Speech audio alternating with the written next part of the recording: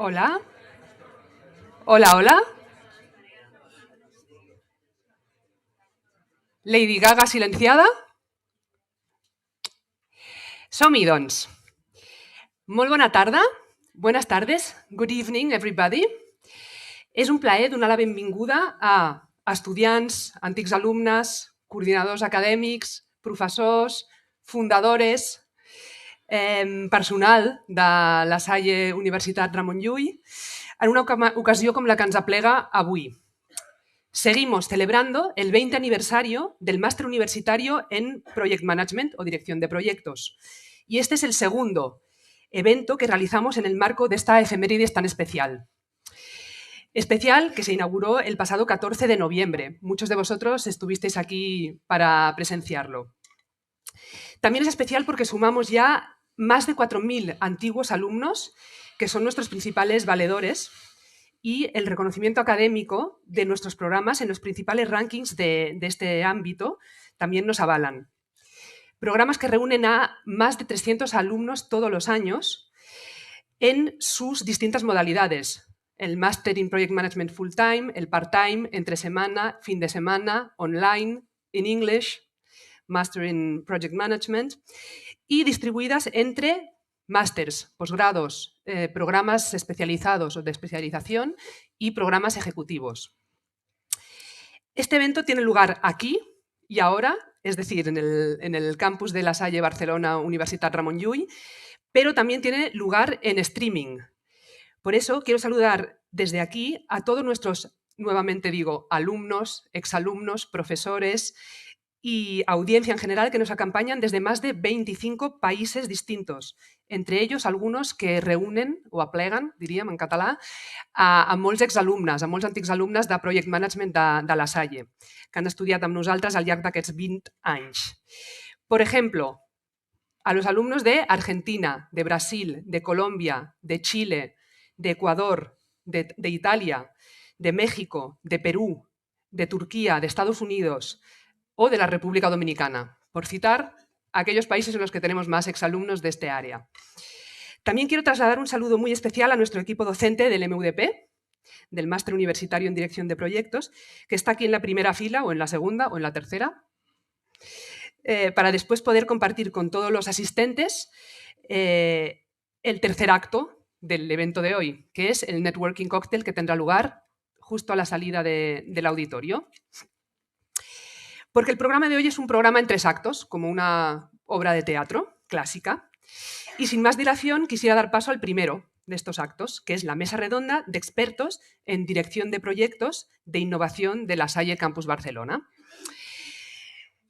Sabéis todos que el nuestro es un campus tecnológico, eminentemente, desde sus orígenes.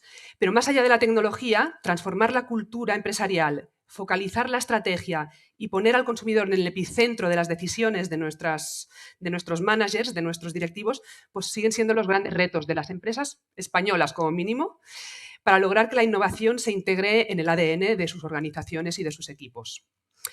Y para debatir sobre estos retos, contamos con la presencia de Víctor Espinosa, coordinador del área de innovación en la empresa en La Salle Campus Barcelona y Technology Senior Executive con amplia experiencia en el sector de la consultoría tecnológica y de desarrollo de software e innovación. Contamos también con Ana Sánchez Granados, profesora de proyectos de innovación en La Salle Campus URL y presidenta de la Comisión Sociedad Digital en Foment de Treball, miembro del Board of Directors de Ametic, y a Xavier Baño, manager del área de innovación y emprendeduría de La Salle Campus Barcelona, Universitat Ramon Llull, y cofundador del Bantal Business Development Consultancy, que por otro lado será el encargado de moderar este primer acto, la mesa redonda, con lo cual os pido, Ana, Xavi y Víctor, que subáis al atril, al escenario. Al atril no, al escenario.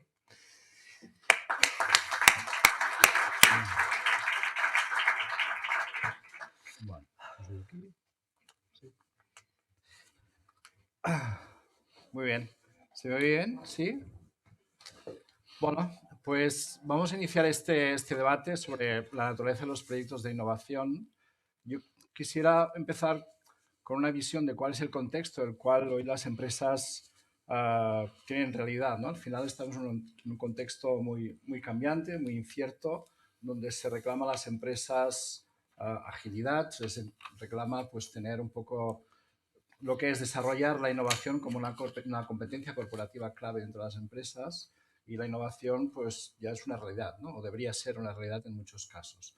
Pero ¿cómo caracterizamos estos proyectos de innovación, ¿no? ¿Cómo definimos qué es un proyecto de innovación y cómo se diferencian del resto de proyectos que puedan haber dentro de una corporación? Pues, ¿comienzo yo? Nada, pues nada, muchas gracias, buenas tardes. Bien, básicamente dentro de un contexto de proyectos de innovación o en el contexto de gestión de proyectos, creo que hay algunos elementos que sí que son especialmente importantes. Uno, vamos a ver, estos proyectos, cuando hablamos de innovación y proyectos de innovación, vamos a estar hablando de un contexto incierto, ¿no? Una incertidumbre que posiblemente sea superior en el contexto de innovación que no en otros contextos quizás un poco más estables o más tradicionales. Por tanto, la gestión de la incertidumbre y, por tanto, la gestión de los riesgos creo que es un aspecto fundamental dentro de lo que son los proyectos de innovación y que destaca especialmente respecto a otros. Otro elemento que lo identifica muy claramente es la cantidad de actores que pueden intervenir en un proceso de este tipo, especialmente si aplicamos y trabajamos en procesos de innovación abierta, donde podemos de alguna manera colaborar o incluir dentro de nuestros proyectos y nuestros procesos de innovación, podemos incluir no exclusivamente personal propio o equipo propio dentro de nuestra organización, sino también involucrar otros actores, como pueden ser nuestros proveedores, como pueden ser nuestros clientes, como pueden ser centros tecnológicos, startups, otras empresas, incluso competidores. Y esto yo creo que incide directamente en lo que entendemos desde un ámbito, dijéramos, general de la gestión de proyectos en la gestión de stakeholders, ¿no? Entonces, la gestión de stakeholders toma ya de por sí importante, toma un especial protagonismo en este tipo de proyectos. No sé si, Ana, tú tienes algo Sí, yo más estoy de que... acuerdo contigo. A lo mejor lo que añadiría es decir, bueno, es simplemente revisar lo que es el nombre, ¿no? Proyectos de innovación. Si estamos hablando de un proyecto de innovación, la innovación tiene que ver con el desarrollo de productos, procesos o servicios mejorados, ¿no? O nuevos. Y estamos hablando de proyectos de innovación, pues quiere decir que el objetivo es desarrollar mejoras o nuevos productos, procesos y servicios, cosa que en el caso de proyectos pues no tienen por qué asociarse a ese tema. Y no sé qué más decir, pues básicamente otro punto muy importante es el tema de la multidisciplinariedad. Podemos tener en un proyecto, la gestión de un proyecto empaquetado en un área, pero en cambio en el caso de un proyecto de innovación es necesario involucrar las diferentes áreas de la organización en diferentes porcentajes en función de la fase en la que se encuentra el proyecto, pero también es una definición muy clara, al igual que las personas, los diferentes perfiles. Muy bien. En la gestión de proyectos tenemos variedad de modelos, variedad de métodos de gestión de proyectos. ¿Hay algún método especial para los proyectos de innovación? Bien, hay diferentes metodologías que todos conocemos en la gestión de proyectos y lo que tenemos que ver es en qué momento y en qué situación se pueden aplicar o no se pueden aplicar. Evidentemente, en proyectos con estos niveles de incertidumbre, pues muchas veces y no tenemos muy claro cuál va a ser el resultado final. O sí, tenemos una orientación clara de lo que queremos, pero no sabemos cómo llegar, ¿no? Por lo tanto, el trabajar en métodos iterativos o en procesos o en modelos iterativos puede tener bastante sentido dentro de lo que son los proyectos de innovación. De hecho, es la manera de ir descubriendo y ir avanzando, especialmente si vamos contrastando también con otros clientes o con otros proveedores, cómo eso puede tener mejor encaje en la organización o mejor encaje en el mercado, ¿no?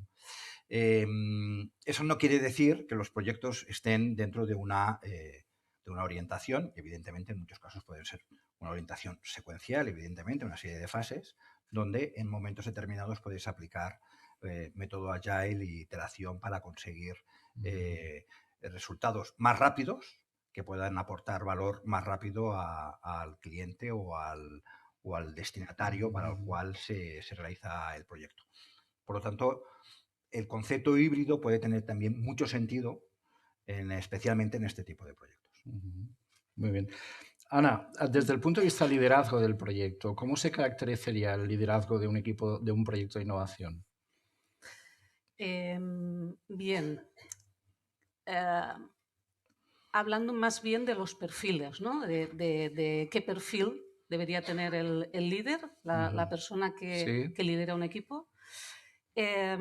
Bueno, por un lado, está claro que el líder tiene que ser un líder integrador, por decirlo de alguna forma. Dentro del equipo, tienen que haber los diferentes perfiles, el productor, el emprendedor, pero en el caso del líder, del que tiene que, ¿cómo diríamos?, motivar, estimular al equipo, pues tiene que tener una serie de características muy asociadas a las competencias transversales. A la capacidad de empatizar, a la capacidad de incluso cambiar de gorro, en cuanto a si ahora es necesario pues, producir o es necesario motivar al equipo o es necesario gestionar esa incertidumbre, comunicar al equipo. Por tanto, ha de ser una persona muy competente a nivel de competencias transversales, considero. No sé si era lo que preguntabas. Sí, perfecto. Desde el punto de vista de esta diversidad, ¿no? En la cual o esta multidisciplinaridad que tenemos en los equipos de innovación, ¿cuáles son los conflictos que suelen surgir en este tipo de proyectos? Desde el punto de vista de equipo. Bueno, desde el punto de vista de equipo pueden surgir varios elementos que pueden ser conflictivos a la hora de gestionarlos o pueden ser problemas, ¿no? Primero de todo, una barrera, ¿no? Una barrera cultural también, ¿no? Es decir, estos proyectos tienes que trabajar, con unos niveles de riesgo elevados, con unos niveles de incertidumbre elevados. Por lo tanto, las personas tienen que estar bien encuadradas, bien encajadas en ese tipo de contexto. Aquí hay un elemento muy importante por parte del líder. El líder tiene que ser capaz de hacer gestionar, de que las personas establezcan y sean productivas en este tipo de entornos quizás más presionantes, más inciertos, y que se necesita pues, una integración mayor, una comunicación más directa, más constante, transparencia de la información, que todo el mundo sepa en todo momento en dónde estamos y que puedan de alguna manera encontrar momentos constantes en los que se puedan compartir los problemas, ¿no? Por lo tanto, este sería un punto, es decir, ese estilo de trabajo debe de formar parte del ADN o debería ir formando progresivamente del ADN de los componentes del equipo de trabajo, ¿no? En los siguientes proyectos. Luego también hay un tema relacionado con ¿no? la capacidad de poder llegar a buenas conclusiones o ir avanzando en el proyecto con personas de muy diferente competencia, a lo mejor, o de diferentes ámbitos, ¿no?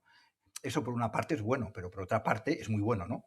Pero por otra parte, los componentes del equipo de trabajo tienen que entender que están trabajando, que van a trabajar en un entorno más ecléctico, en un entorno en el que los perfiles van a ser diferentes, van a haber diferentes puntos de vista y por tanto tenemos que estar abiertos a poder gestionar, entender y interiorizar adecuadamente esos comportamientos. Por lo tanto, tendría que haber un alto componente de empatía, ¿no? Impresionante, o sea, es lo que quería añadir, o sea, la tolerancia, porque recordemos, o sea, si ya en un proyecto de innovación tienen que estar implicados perfiles diferentes y enfocados uno a la parte comercial, recordemos, comercial, producción, que siempre tienen enfoques totalmente diferentes y formas de ver la vida, y es así, eso hay que gestionarlo. Entonces, y tiene que estar involucrados todos.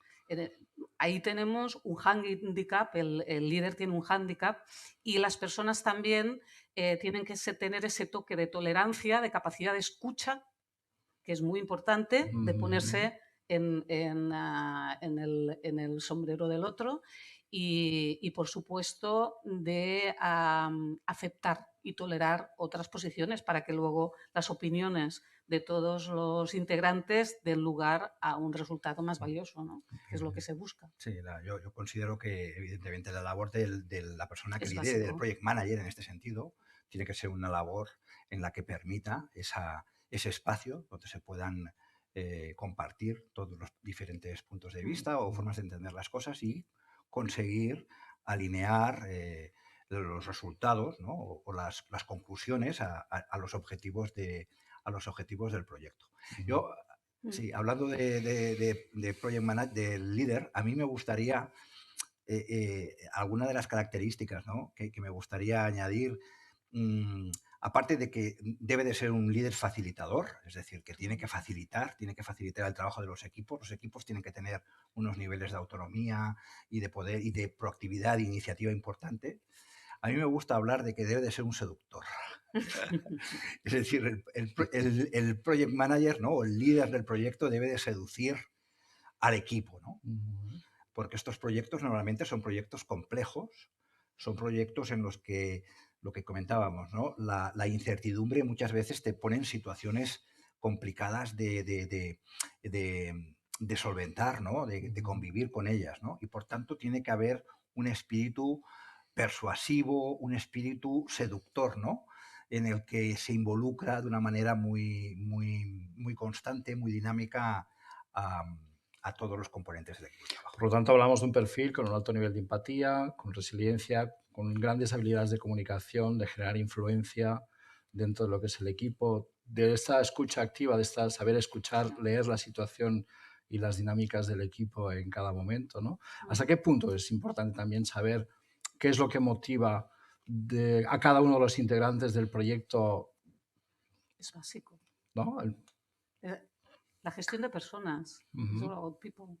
Entonces, tienes que ver cuáles son las palancas de tu equipo, tienes que conocerlo, tienes que saber que todos somos ecosistemas diferentes y a cada uno pues, le puede motivar, le puede incentivar una cosa diferente. Entonces, tienes que conocer a la gente bien. Cuesta muchas veces, pero es por eso la escucha verbal y no verbal es importantísima, porque no es solo lo que te dicen, sino cómo actúan o cómo interactúan, y de ahí pues es un arte que se puede aprender, pero es básico la gestión de personas. Muy bien. Desde el punto de vista de esta gestión de personas, y lo habéis comentado con anterioridad, la gestión de la incertidumbre, ¿no? Estas habilidades o estas aptitudes que debe tener el líder del proyecto de innovación o cualquier proyecto, pero en este aspecto que es tan importante desde el punto de vista de los proyectos de innovación, ¿cómo gestionamos la incertidumbre?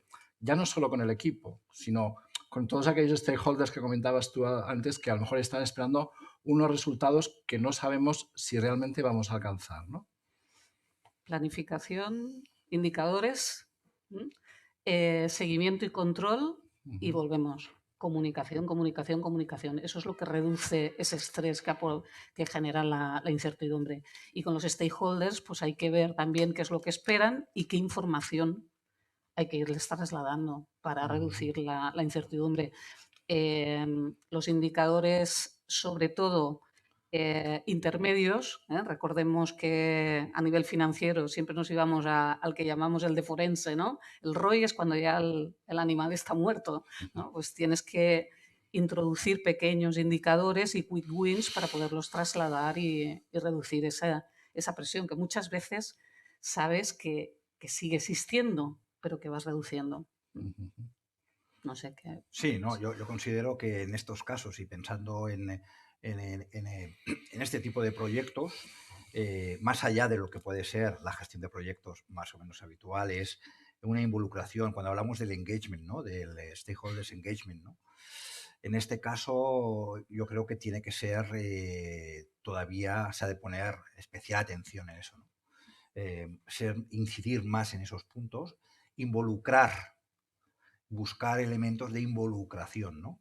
Y que independientemente que haya más o menos dificultades, los stakeholders estén involucrados y, por tanto, sean conscientes de la dificultad que esos proyectos se llevan a cabo. No entren en un contexto de crítica porque hay cosas que cuestan más o no están saliendo como nosotros esperamos, sino que sean conscientes muchas veces de esos pasos que se están dando en el proyecto y las dificultades que nos estamos encontrando en ser capaces de alcanzar aquellos objetivos o aquellos resultados que todos están esperando, pero que a veces cuestan conseguir, ¿no? Pero resultados parciales, que como cuando comentabas los resultados parciales funcionan muy bien a la hora de reducir, y siempre hay resultados. Aunque el proyecto finalmente no sea un éxito, tú has ido obteniendo unos conocimientos, unos contactos, un capital, puede ser relacional, puede ser estructural, es igual, que te permite dar valor a ese producto. Y eso también reduce O esa sea que sensación. buscaríamos aquellas iniciativas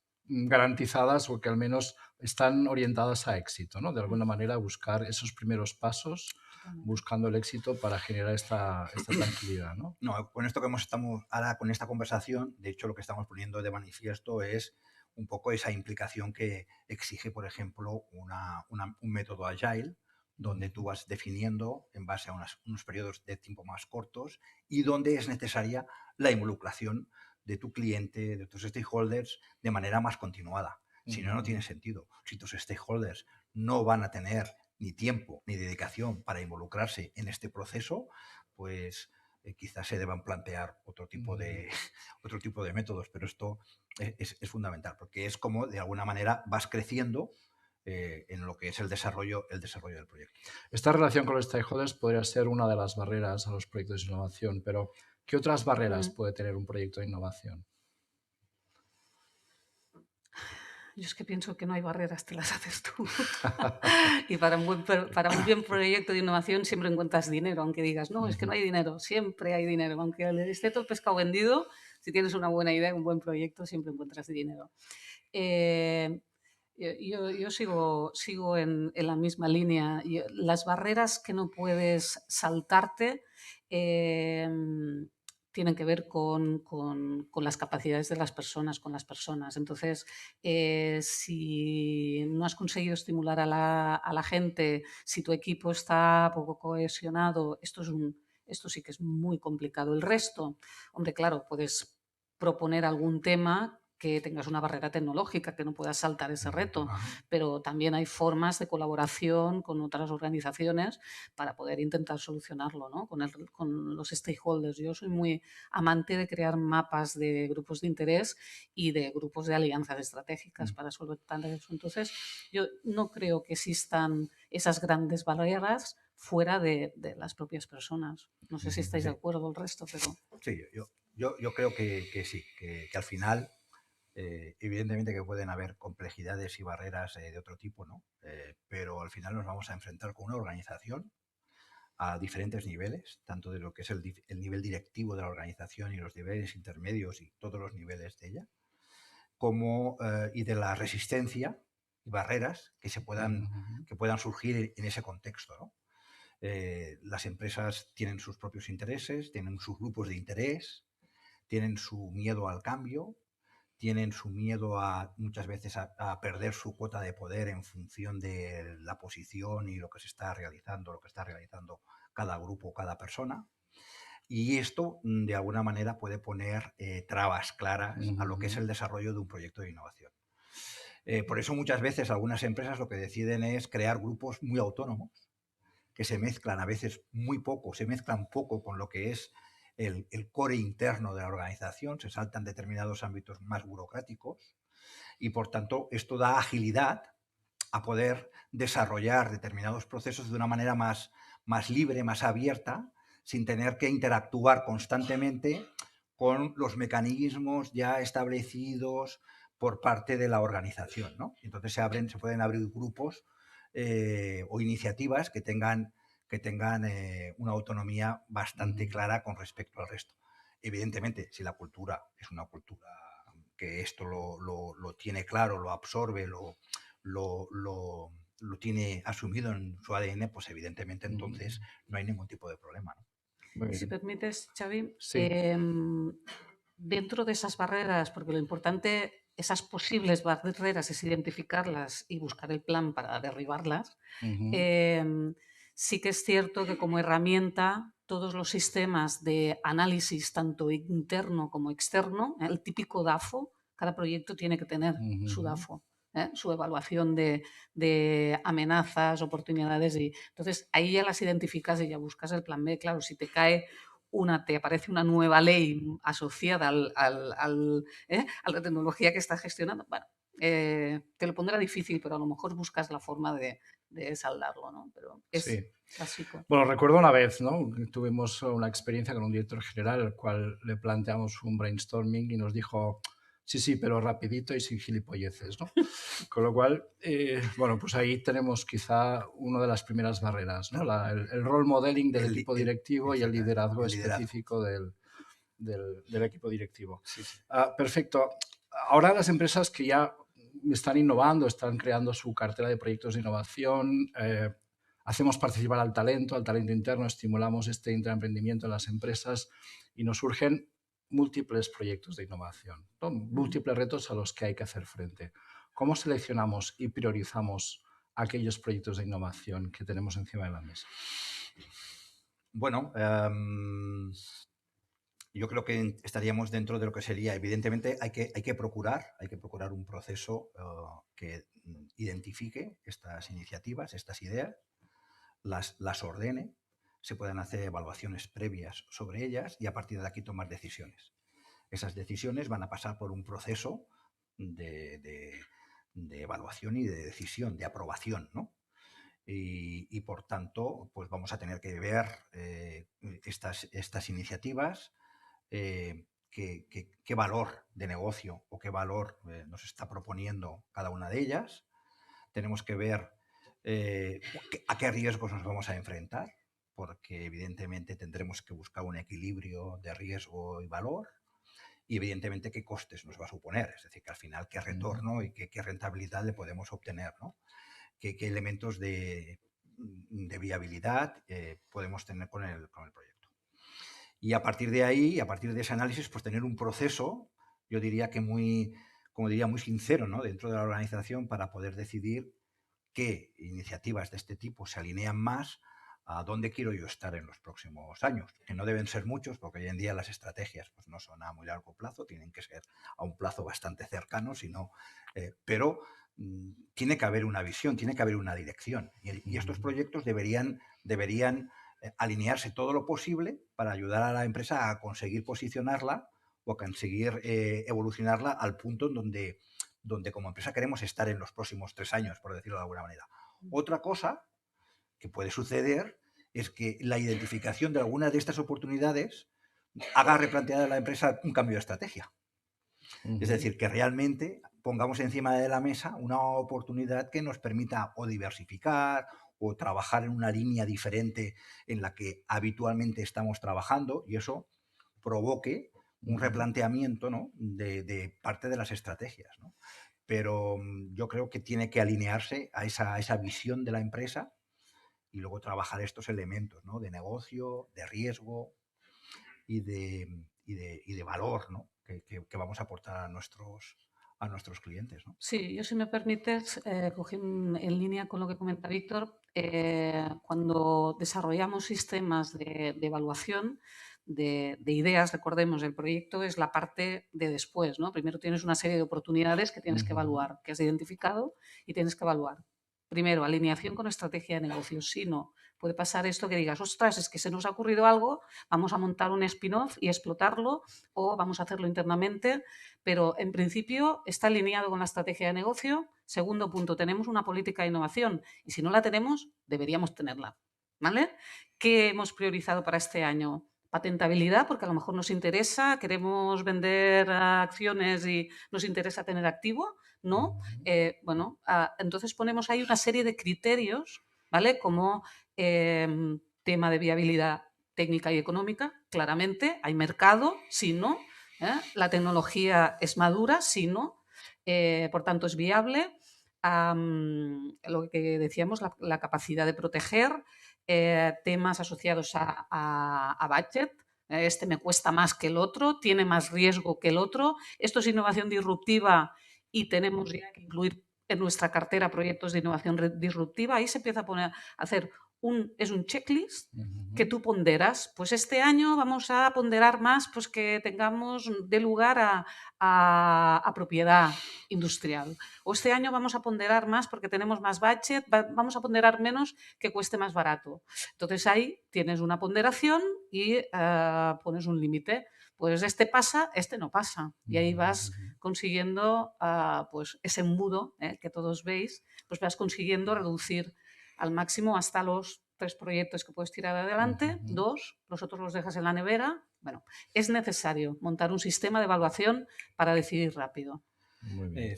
Yo creo que efectivamente es fundamental, ¿no? Entonces, el poder establecer ese proceso donde evalúas, ¿no? y tomas una decisión rápida. Al final estás invirtiendo, es decir, de alguna manera tú tienes que tener una capacidad de inversión en este tipo de proyectos, ya sea con tus propios fondos o ya sea con otros fondos en base a las alianzas, otros tipos de stakeholders que puedan relacionarse, y tú tienes que conseguir que tus inversiones sean lo más óptimas posibles, ¿no? Y por tanto, el saber escoger adecuadamente a qué proyectos vamos a dedicar esos recursos es fundamental en la empresa, ¿no? Luego hay que hacerlos, ¿eh? Serían como dos ejes, ¿no? Hay un eje que es evidentemente que es qué proyectos tenemos que seleccionar. Y ahí hay una parte muy importante, ¿no? del éxito, ¿no? Y luego estos proyectos tienen que hacerse bien, tienen que llevarnos a la consecución de esos objetivos, ¿no? Y yo siempre me gusta, dentro de lo que es en este tipo de ámbito, ¿no? de selección, hay un aspecto que siempre me gusta comentar, hay una frase de Peter Drucker que dice, no hay nada más inútil que hacer bien un proyecto que nunca se debería haber iniciado, ¿no? Entonces yo creo que eso pone de manifiesto este elemento, ¿no? Seleccionar bien y luego evidentemente tener una buena capacidad para hacer la gestión del proyecto. ¿Estamos hablando de lo mismo, de la selección de ideas que la selección de proyectos? Sí, yo pienso que a la selección de oportunidades, que son esas ideas, ¿no? O sean oportunidades que te vienen del mercado o que tú has generado, luego se transforman en un proyecto. Otra cosa es que tú dentro de ese proyecto también te vayan apareciendo otras necesidades, pero tú cuando empiezas a invertir, a poner dinero, recursos, personas, y has transformado esa oportunidad, o sea, ya la has seleccionado. También es cierto que en muchos casos en ese proceso de selección a veces haces primeras evaluaciones, introduces una pequeña financiación, un pequeño budget para ver esa viabilidad y decides matarlo o no en función del resultado. Pero ya cuando hablamos de proyectos estamos hablando de hitos, de las típicas puertas de decisión, de ok, vamos bien, seguimos, necesito más dinero, hay que ponerlo porque va bien o no, o decidimos matarlo. Go, no go. Yo creo que eso que dice Xavi son diferentes fases dentro del mismo funnel, ¿no? Sí. Es decir, diferenciar a veces proceso las ideas, de proyecto. a partir de determinadas ideas, se destina un pequeño budget, ¿no? Para desarrollar la idea y ver hasta dónde nos puede llevar, y todavía no hemos alcanzado la siguiente fase de decir, bueno, vamos a por ello definitivamente o no.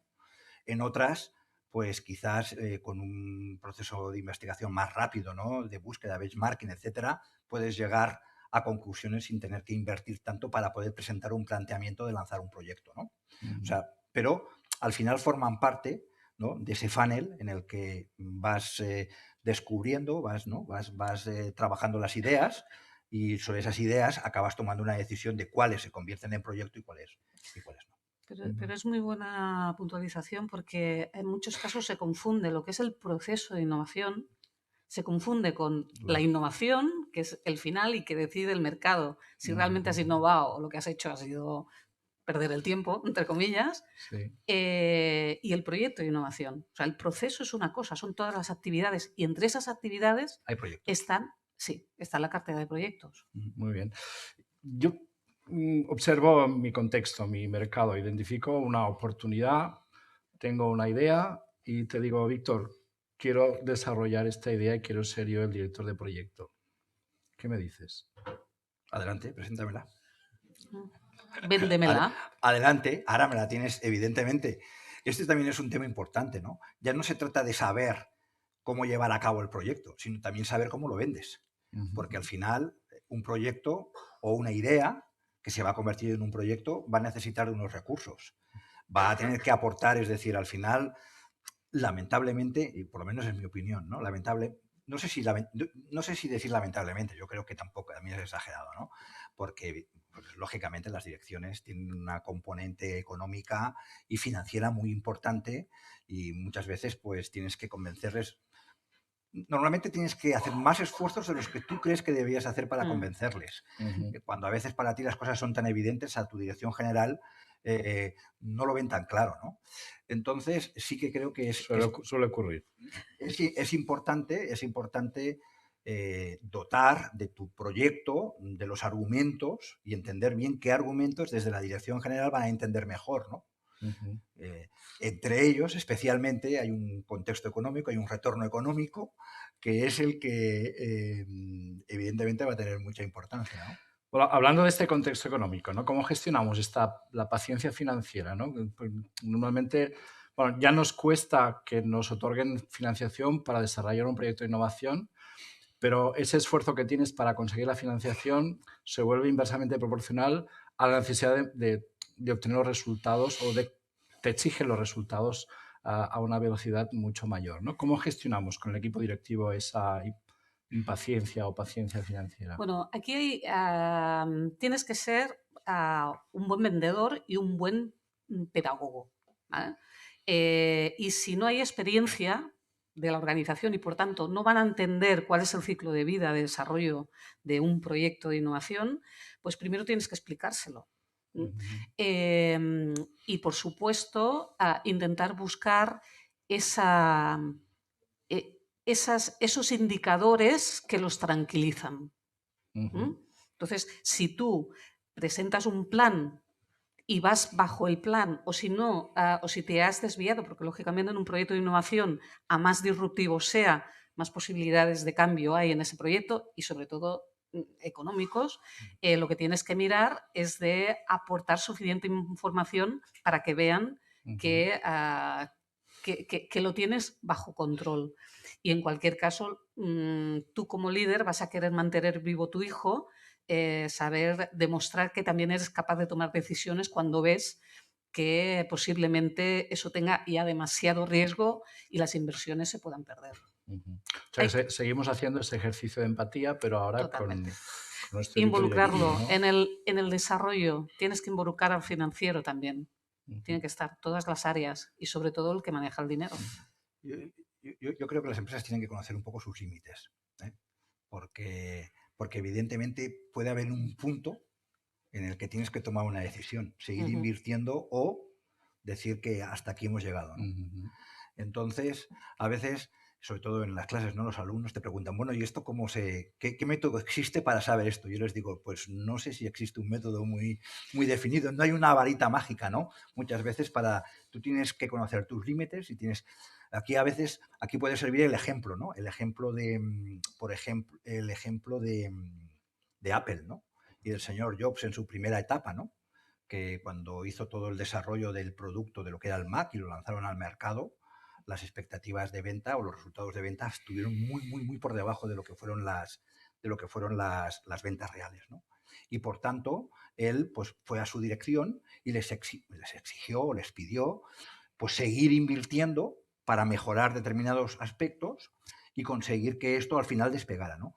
Y su dirección le dijo que no, que ya se había invertido mucho, que preferían dirigir esa inversión hacia otros ámbitos, o sea que tomaron una decisión y seleccionaron, ¿eh?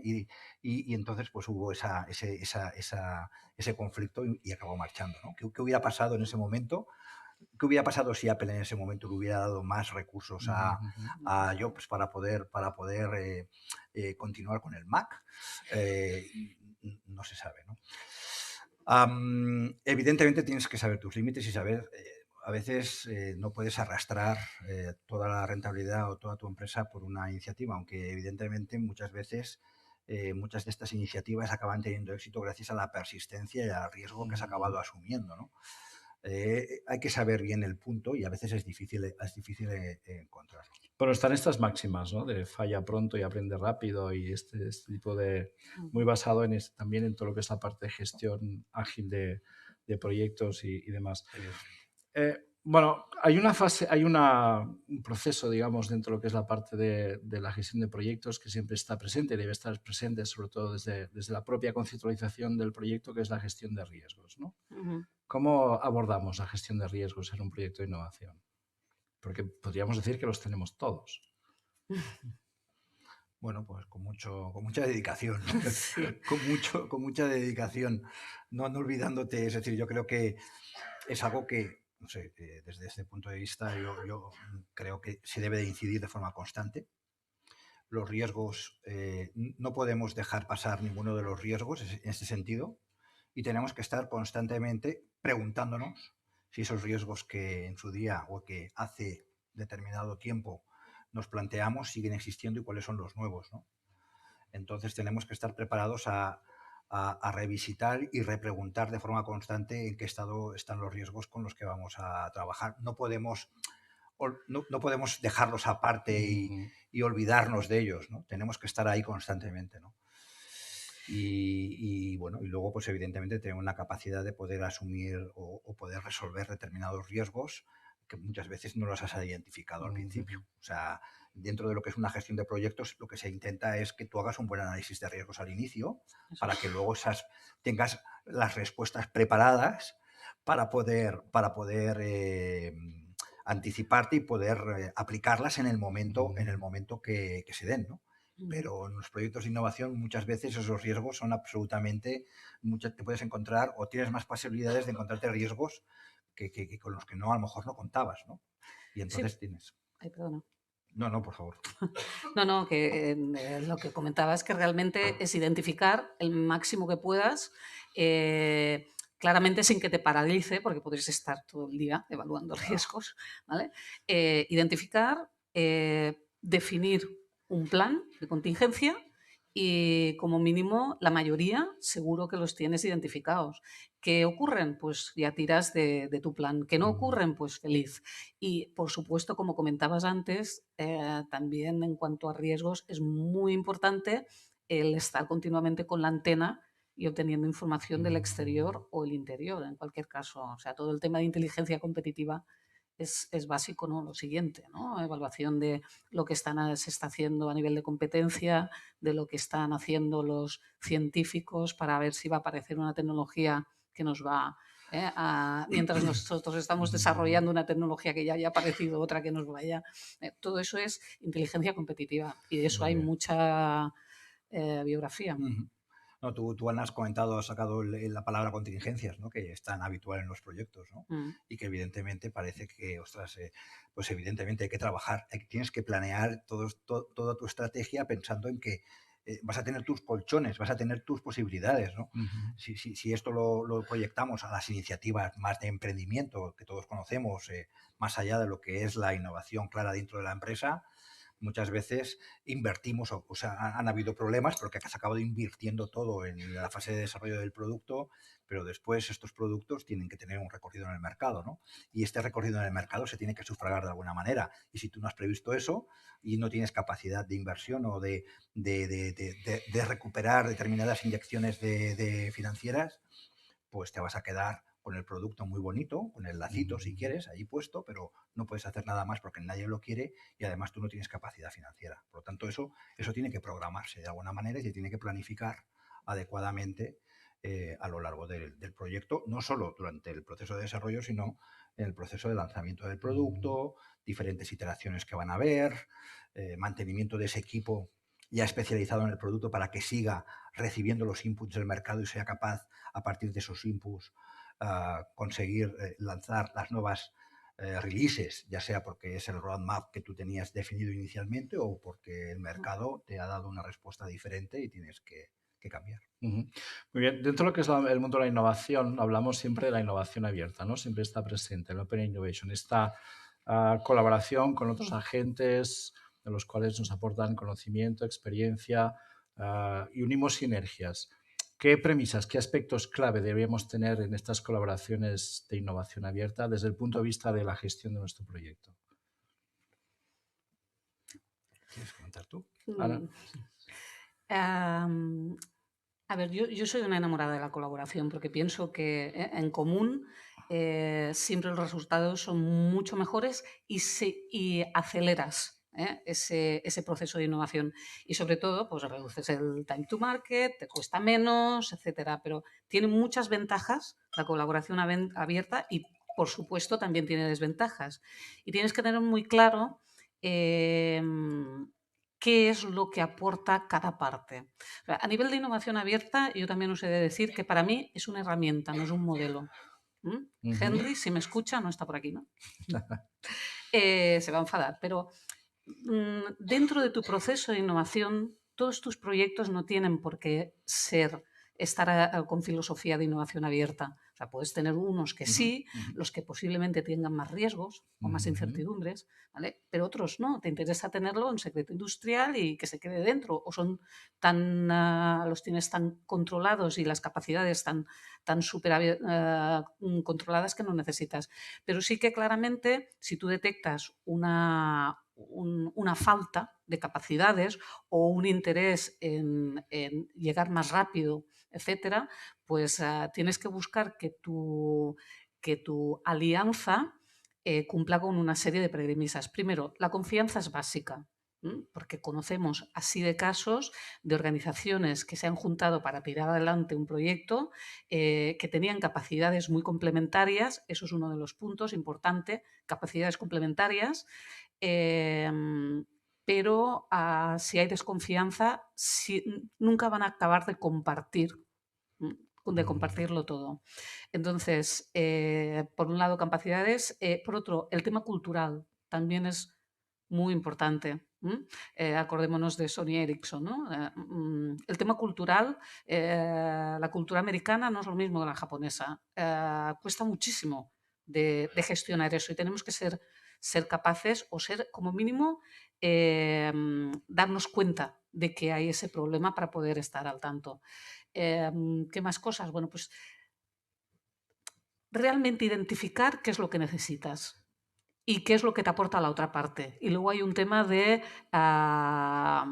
legal, que a nivel de colaboración también sabemos que muchas cosas todavía no están acabadas de solucionar. Hay muchos retos legales. Entonces, alianzas, innovación abierta, sí, es genial, pero no siempre. En según qué ¿En qué proyectos. marco, no? ¿En qué... Bueno, yo en este sentido estoy de acuerdo, creo que, pero en cualquier caso la innovación abierta te proporciona, uno, hoy en día para poder ser disruptivo, para poder ser competitivo en el mercado, en tiempos más o menos, más bien cortos, porque hoy en día todo va mucho más rápido, vas a tener que trabajar con diferentes ámbitos de competencia, con diferentes competencias y diferentes tipologías de conocimiento. Y por tanto, si tú quieres tener dentro de tu propia empresa todo el conocimiento que necesitas para ser efectivo en una innovación, eso es carísimo hoy en día. Y por tanto tienes que buscar cómo buscas elementos, tienes que pensar en cómo buscas elementos de conocimiento que no residen dentro de tu organización y que puedes buscar ese complemento, esa involucración a través de los ecosistemas que existen o a través de esos partners o aliados que puedas encontrar, ¿no? Eso de alguna manera también te ayuda a ser más rápido. Ese conocimiento a lo mejor no lo adquieres tú y por tanto tu curva de aprendizaje sería mucho más lenta, sino que lo incorporas en una colaboración y eso te ayuda a reducir tiempos y posiblemente también te ayude a reducir riesgos, porque puedes de alguna manera transferir, ¿no? Puedes transferir determinados riesgos, entre comillas, a otros participantes y se reparte, ¿no? Se comparte el riesgo de otra manera, ¿no? Pero evidentemente, si tú, en función de qué tipos de producto o de cambio o de innovación estás planteando, lo puedes hacer directamente con las capacidades que tienes dentro de tu organización, pues evidentemente no vas a complicarte más allá de eso, ¿no? Y ahora hay proyectos que los puedes hacer directamente con tu propio equipo. Muy bien. Para ir terminando, un par de preguntas más. Los que nos dedicamos a la innovación parece que si no trabajamos con POSITs como que no sabemos trabajar, ¿no? Nos apoyamos en una serie de técnicas de creatividad, design thinking, sprint design. Bueno, al final utilizamos distintos modos de pensar para acabar tomando decisiones y para hacer esto que nos decimos nosotros de conectar, ¿no? Buscamos las conexiones para llegar pues, al punto diferencial. ¿Cómo trasladamos esto a un proyecto que no sea de innovación? ¿Nos puede servir? ¿Es útil o es muy particular de la innovación?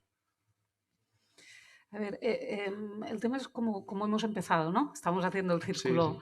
Am, Todos los procesos de ideación, de búsqueda, un reto dentro de ese proyecto, pues claramente utilizas herramientas de ideación, que puede ser un simple brainstorming, que todo el mundo lo hemos Ujú. utilizado.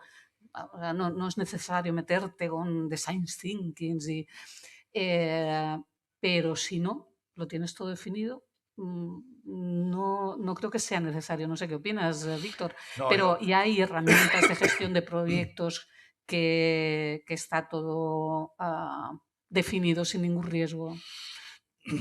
yo creo que, bueno, hoy en día además estamos súper acostumbrados, ¿no? Lo estamos viendo, ¿no? Es decir, hablaban del Agile, ¿no? Como un Mm, método de gestión de proyectos dentro del ámbito de software, ¿no? ujú, Y hoy en día se quiere aplicar o se intenta aplicar el Agile o se aplica el Agile de forma efectiva en muchos conceptos, ¿no? En muchos ámbitos, no solo en un tema única y exclusivamente de desarrollo de software, ¿no? Y hablamos de organizaciones ágiles y hablamos tal.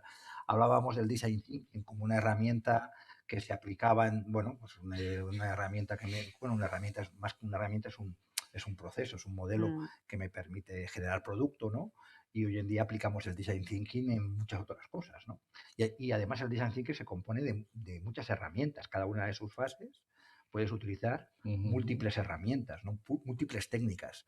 Claro que las puedes aplicar. Se pueden exportar perfectamente a infinidad de situaciones dentro de los proyectos más tradicionales. Como decía Ana, pues pero tiene que porque haber un sean reto. tradicionales no quiere decir que no vayas a tener problemas, tengas que resolver conflictos, tengas que pensar, tomar decisiones, y ahí todas esas técnicas, si las conoces, Ujú. o hay alguien que las puede facilitar y poner encima de la mesa para que los equipos las practiquen, pues es fantástico. Muy bien. Y la última. Cambio e innovación, ¿no? Parece como que no son capaces de separarse, ¿no? Están muy unidos. ¿Pero qué es? ¿Primero el cambio y después la innovación? ¿O primero la innovación y después el cambio? ¿Contesto o contestas? Sí, contesta, acabas. Sí, sí. ¿Quieres que conteste yo primero? No, es ¿No? igual. Así si digo lo que tú querías Hemos decir y ya te he empezado primero chafado. yo y tú y ahora tú y yo. Bueno, yo tengo la filosofía de que innovación nosotros no podemos decir que que hemos desarrollado una innovación. O sea, no somos nosotros, es que eso es ser Ujú. muy prepotente, es el mercado, es el usuario, es el que nos dice que realmente eso es un éxito. Innovación está asociado a éxito, está asociado a valor. A alguien le das un valor que está dispuesto a pagarte o que está dispuesto a usarlo, pero es un éxito lo que has hecho. Entonces, primero tienes que hacer el cambio. Tienes que hacer algo, el Ujú. qué, ¿vale? Para que ese quién te lo compre o lo use. Pero primero tienes que o mejorar o hacer un nuevo producto, un nuevo proceso, un nuevo servicio. Pero tiene que existir previamente, si no, ¿qué vas a vender? ¿Cómo vas a innovar? Ujú. No sé. Sí. A ver, esto está íntimamente ligado, ¿no? O sea, innovación y cambio es decir, para innovar tiene que haber un impacto, Mm, tiene que haber un cambio detrás, ¿no? Es decir, porque si no, pues estarías haciendo lo mismo que hacen los demás Mm. y por tanto, pues a lo mejor lo vendes más barato, pero más allá de eso es difícil, ¿no? O, detrás de esto hay un cambio y los proyectos de innovación, cuando hablábamos de las características, creo que ahora hablando del cambio hay una característica esencial, ¿no? Que es que llevan asociadas una gestión del cambio muy importante. Por tanto, si son proyectos que vas a implementar dentro de tu propia organización o en las organizaciones de tus clientes, todo eso va a llevar un asociado una gestión del cambio fuerte. Y si queremos sacar rendimiento a esa innovación, detrás de eso tiene que haber una organización que le saque rendimiento. Y si tú no integras a las personas, no gestionas ese cambio, pues va a ser muy complicado, ¿no? Por tanto, innovación significa cambio. Y yo me gusta ver el otro tema, ¿no? Que comentábamos previamente, ¿no? Es decir, y el cambio, esos cambios en las regulaciones, cambios en los mercados, cambios que se pueden producir, ¿no? En la sociedad, creo que también te pueden dar palancas o te pueden generar la oportunidad, ¿no?, de innovar, ¿no? De que aprovechando un cambio que se ha producido en un determinado contexto, tú aproveches ese cambio como un elemento, palanca, ¿no?, un elemento que te permite a partir de ahí utilizarlo e innovar, ¿no? Utilizar, o sea, que hemos llegado al dilema del huevo y la gallina, ¿no? No, yo lo veo clarísimo. Ahí sí que no tengo Sí. ninguna duda. No, yo creo que primero el Vale, cambio. primero el cambio y después sí. la innovación. Pero entendido como en un producto, proceso, servicio. Ahora estáis hablando más de cambio de la organización, en personas, en cultura, en mercados. Claro, es que no mezclemos cosas. Hay que también, la creatividad sí, pero después organización. Yo creo que sí. Yo considero que siempre previamente, y si hablamos de cambio en mercados, es una oportunidad también. Y en base a una oportunidad Ahí, buscas... yo creo que yo lo veo desde las dos perspectivas. O sea que siempre... Cambio, innovación, cambio. No, otra cosa... Bien, ya hemos llegado al debate. Sí. Ahora hemos llegado al Ahora es el debate. No. Tendrías que haber empezado por esta pregunta y habría sido más divertido. Otra cosa es que las innovaciones en el mercado alimenten todo el proceso de innovación también. Bueno, o la investigación. Si tú generas un nuevo microscopio, es un nuevo producto, una innovación que te ayuda a investigar más. O sea, hay una realimentación totalmente. No, yo estoy de acuerdo 100%. Vaya, hombre, yo pensaba que íbamos Únicamente aquí a discutir. que yo lo que intento también, aplico también una vertiente que está relacionada con lo que es la gestión del cambio en los proyectos, ¿no? Y evidentemente los proyectos van a impactar, tienen un impacto, debemos ser conscientes de ello, porque yo entrego un producto o entregue una nueva instalación industrial no quiere decir que ya he conseguido el éxito. Ahora esa instalación industrial, ese producto, se tiene que aplicar, ese servicio se le tiene que sacar rendimiento y, por tanto, detrás de eso hay una organización. Y esa organización tiene que aceptar el cambio o debería adaptarse al cambio para sacar el máximo provecho a ese nuevo estatus, ¿no? Que es el que planteamos, ¿no? Has vuelto, gallina huevo. No. O sea, tú vas por cambio, innovación y yo voy por innovación, cambio. Ya. Muy bien, pues concluimos aquí nuestro debate. Creo que hay un espacio para preguntas. Si hay alguien que quiera hacer una pregunta a nuestros ponentes. ¿Nadie? ¿Tienen ganas de...? No sé si la gente que lo está viendo en streaming también, si tiene alguna pregunta.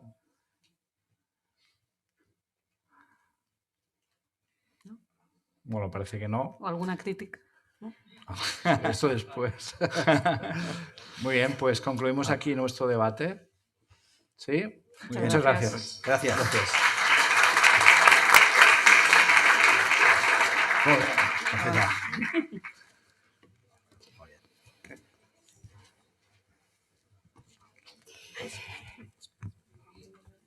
Bueno, pues muchas gracias a vosotros, Ana, Víctor y Xavi, por compartir vuestros insights y por hacer de teloneros del face-to-face más esperado de esta tarde, el diálogo Innovation Projects, The Next Frontier. Permitidme, antes de introducir a los dos protagonistas de este diálogo, de esta conversación, hacer un recordatorio a los social networkers que hay en la sala y en Instagram, en Twitter, en LinkedIn, en Facebook y en el Streaming Universe. El hashtag de este evento y del aniversario en general, recordad, lo han proyectado antes, ahora no lo veo proyectado, pero es muy fácil de memorizar. 20 years PM, 20 years Project Management, 20 years PM. Ese sería el hashtag. Y os lanzo desde aquí, desde el atril, el call to action o el call to share, insights, comentarios, eventos, coincidencias y cosas en las que estéis en desacuerdo, cosas disruptivas e innovadoras en las redes sociales. Mientras tanto, dejadme que haga una brevísima introducción de los currículum vitae de los dos protagonistas del face-to-face que me van a acompañar en el escenario, en el stage, dentro de poco. Por un lado, el doctor Jerome Engel, que es Senior Fellow at the Leicester Center for Entrepreneurship at the Haas Business School, University of California, Berkeley, where he's founding executive director emeritus. Dr. Engel is teaching entrepreneurship, open innovation, venture capital, and private equity, new venture finance at UC Berkeley. And we are proud to count him among our visiting professors at La Salle Ramon Llull University. Dr. Josep Piqué, President of Tecnova Barcelona. Jerry, this is Jerry. Dr. Engel. Okay. Next person on stage will be Dr. Josep Piqué, President of Tecnova Barcelona, La Salle Innovation Park, Director of Internationalization and Innovation at La Salle Campus Barcelona, University Ramon Llull, President at XPCAT, Catalan Network of Science Parks, Vice President at APTE, Spanish Network of Science Parks, and past President of IASP, International Association of Science Parks. Okay, good. Now, Yes. an applause for Good. Dr. Piqué. Yeah, good. So, Dr. Engel and Dr. Piqué entablarán una conversación sobre cómo la innovación transforma las oportunidades en valor cuando el talento, la tecnología y el capital se combinan de forma eficaz y ágil.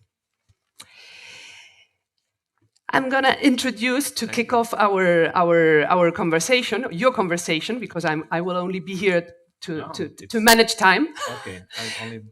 And maybe to introduce, to kick some questions in. Please. Please, okay. So I know that you need a little bit of discipline, because if not, we will be here until 10 in the evening, probably. But and there's a cocktail. American or German discipline? German discipline. Okay. I'm sorry. Serious. Let me just kick off the conversation, the dialogue, with a quote of Charles. Here is it, Charles Handy, an Irish economic and social philosopher, who said the following: "While the heroic manager of the past knew all, could do all, and could solve every problem, the post-heroic manager asks how every problem can be solved in a way that develops other people's capacity to handle it." So in the VUCA world or environment, it's becoming more and more difficult to anticipate events or to predict how they will unfold. So this would be leading us to the first question, or to the first point of this dialogue. I want to kick off with this quote. How is it to start a project if you don't know how it will end until you actually accomplish it? Oh. I'm going to take this a little differently, because I want to take your question. Okay. But let's take the first noun, project. What is a project? They are project managers. I know. They can So answer let's ask the audience. I'm Yeah. serious. What do you think a project is? Because what a project is to you may be different than what I think of. If a project is something where you know the goal and you know exactly the shape and form of the result and even the magnitude of the result, good. That's something I know nothing about. Okay? So if we're here to discuss those kinds of projects. They know a lot about it. Well, If you want to bridge, create a bridge, they know how to create. Yeah. So this is where I would come to you and say, please manage, design, create the reality to manage a project for me, because I do not know how to do this. What my world is about the idea that there's a potential for creating value, but we don't exactly know how that will be created. And that's why your quote is so important. Because if we don't know exactly how we're going to do it, certainly the heroic leader can't tell people how to do it and then instruct them. A leader needs to have a vision, needs to inspire, but then needs to have that reality emerge. And as the reality emerges, form the team and the resources. So in my world, which is fundamentally entrepreneurship, and where entrepreneurship, I'll digress for a moment, where entrepreneurship is important to innovation, because the last speaker just spoke about innovation and change being the same. In my world, entrepreneurship takes the challenge of some fundamental insight that could be technology, or it could be a marketplace. It could be other things as well. It could be society. But let's just take a marketplace insight like, oh, people are going to want, not want, but are going to want X. Or a technology insight. Oh, this capability is going to increase productivity in 5G, mobile, analytics, decision making, whatever. But I don't know whether it's going to take place in medicine best, or in investing, or in grocery shopping. Who knows how this will get applied? But they work from their strength. The leader works from their strength in a direction. With a vision, of course, they don't say, I don't know where it's going. They guess where it's going. But the importance is that a good entrepreneurial leader, and I believe a good innovation leader, knows they're guessing and is honest about the fact that they're guessing. They don't lie and say, this is the way. They say, I believe this is the way. And there's a difference between saying, this is the way versus I believe. Because you can ask somebody why they believe, and they need to be able to explain. If they have not a good explanation that moves you, don't follow them. Don't invest in them. Go away. You have many choices with your life, what to do with your dollars, your euros, your time, your energy. But where you invest is where a leader can attract the resources. So to succeed in a project in my world, the skill is not only to have the right project, but to have the leadership skill to attract the resources. So this gets to your quote about the people. It's about attracting not just money and technology, which are two key resources, but the right people. And if you're attracting the right people, they're not people who come and say, tell me what to do. They're people who come and say, let me join you in your vision. And this is what I have to contribute. And this is how I think I can shape the vision. What do you think? But Jerry, you tell me that the leader is believing. It means it's an hypothesis that you are starting a project. Do you have an hypothesis that perhaps the future will be in this way? Very fancy word, hypothesis. We understand this is what scientists call a guess, right? This is a very fancy word. Yeah. Okay, good. Guess. It means that you are I starting like a project. hypothesis. It makes Hypothesis. me sound It means, you believe special. that this situation, the market will adopt this technology, but how you validate the in the process, because it's a starting point, but you need to go until this hypothesis will check with something in order to connect your hypothesis with your reality. Yeah. So how do you validate a guess? Yeah. Right? Well, first of all, incrementally, right? You don't, if you're with them, how many of us work at major corporations? Raise your hand. Give me a clue. Is that it? Come on. Okay, about 20%. Okay, I think it's more because I think more of you are holding, are too shy.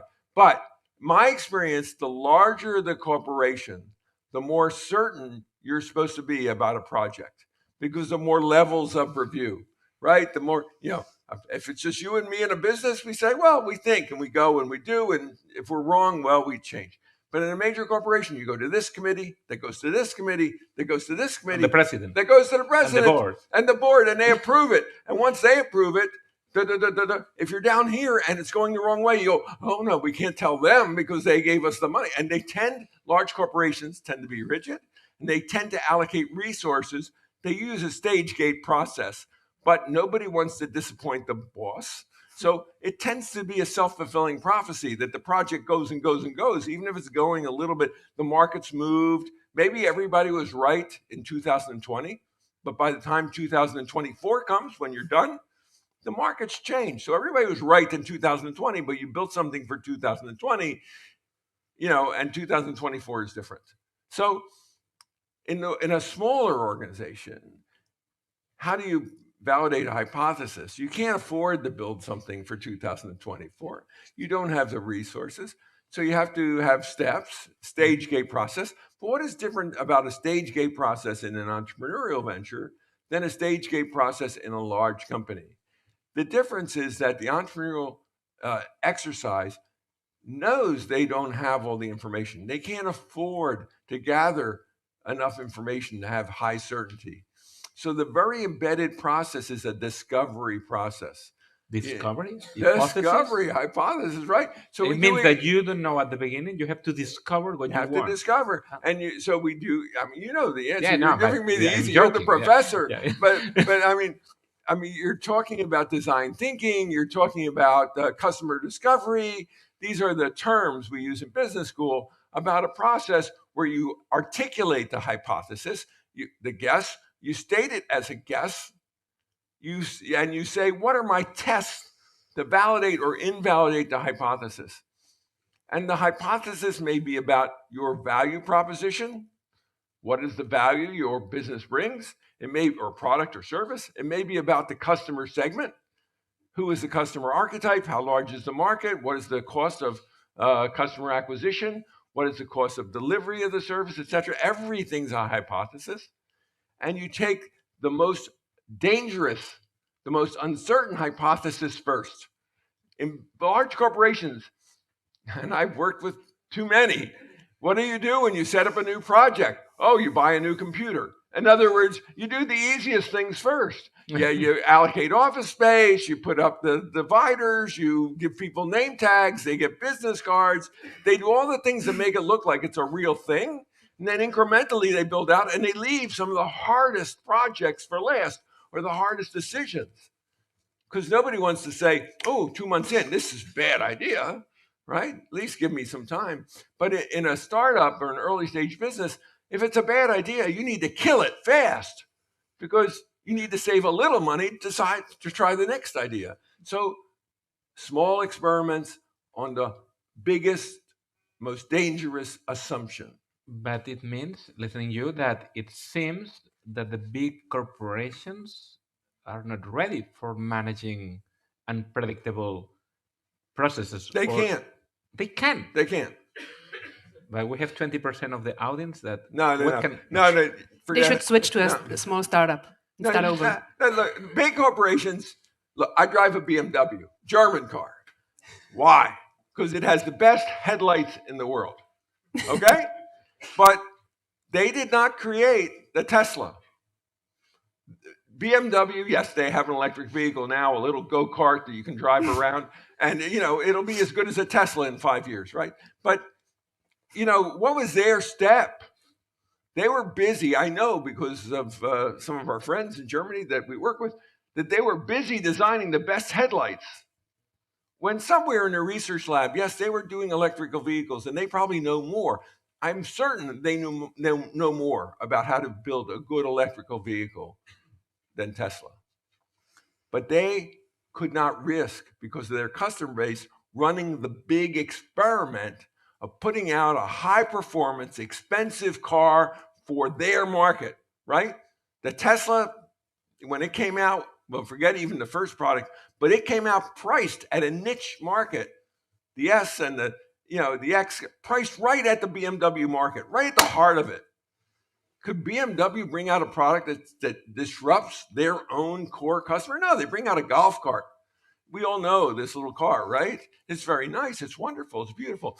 But at the same time, instead of messing around with that little car, they could have brought out a beautiful, sexy, high-powered, highly efficient electrical vehicle that Tesla wouldn't have stood a chance against. They could probably still do it today, but they don't have the courage. They can't take the risk.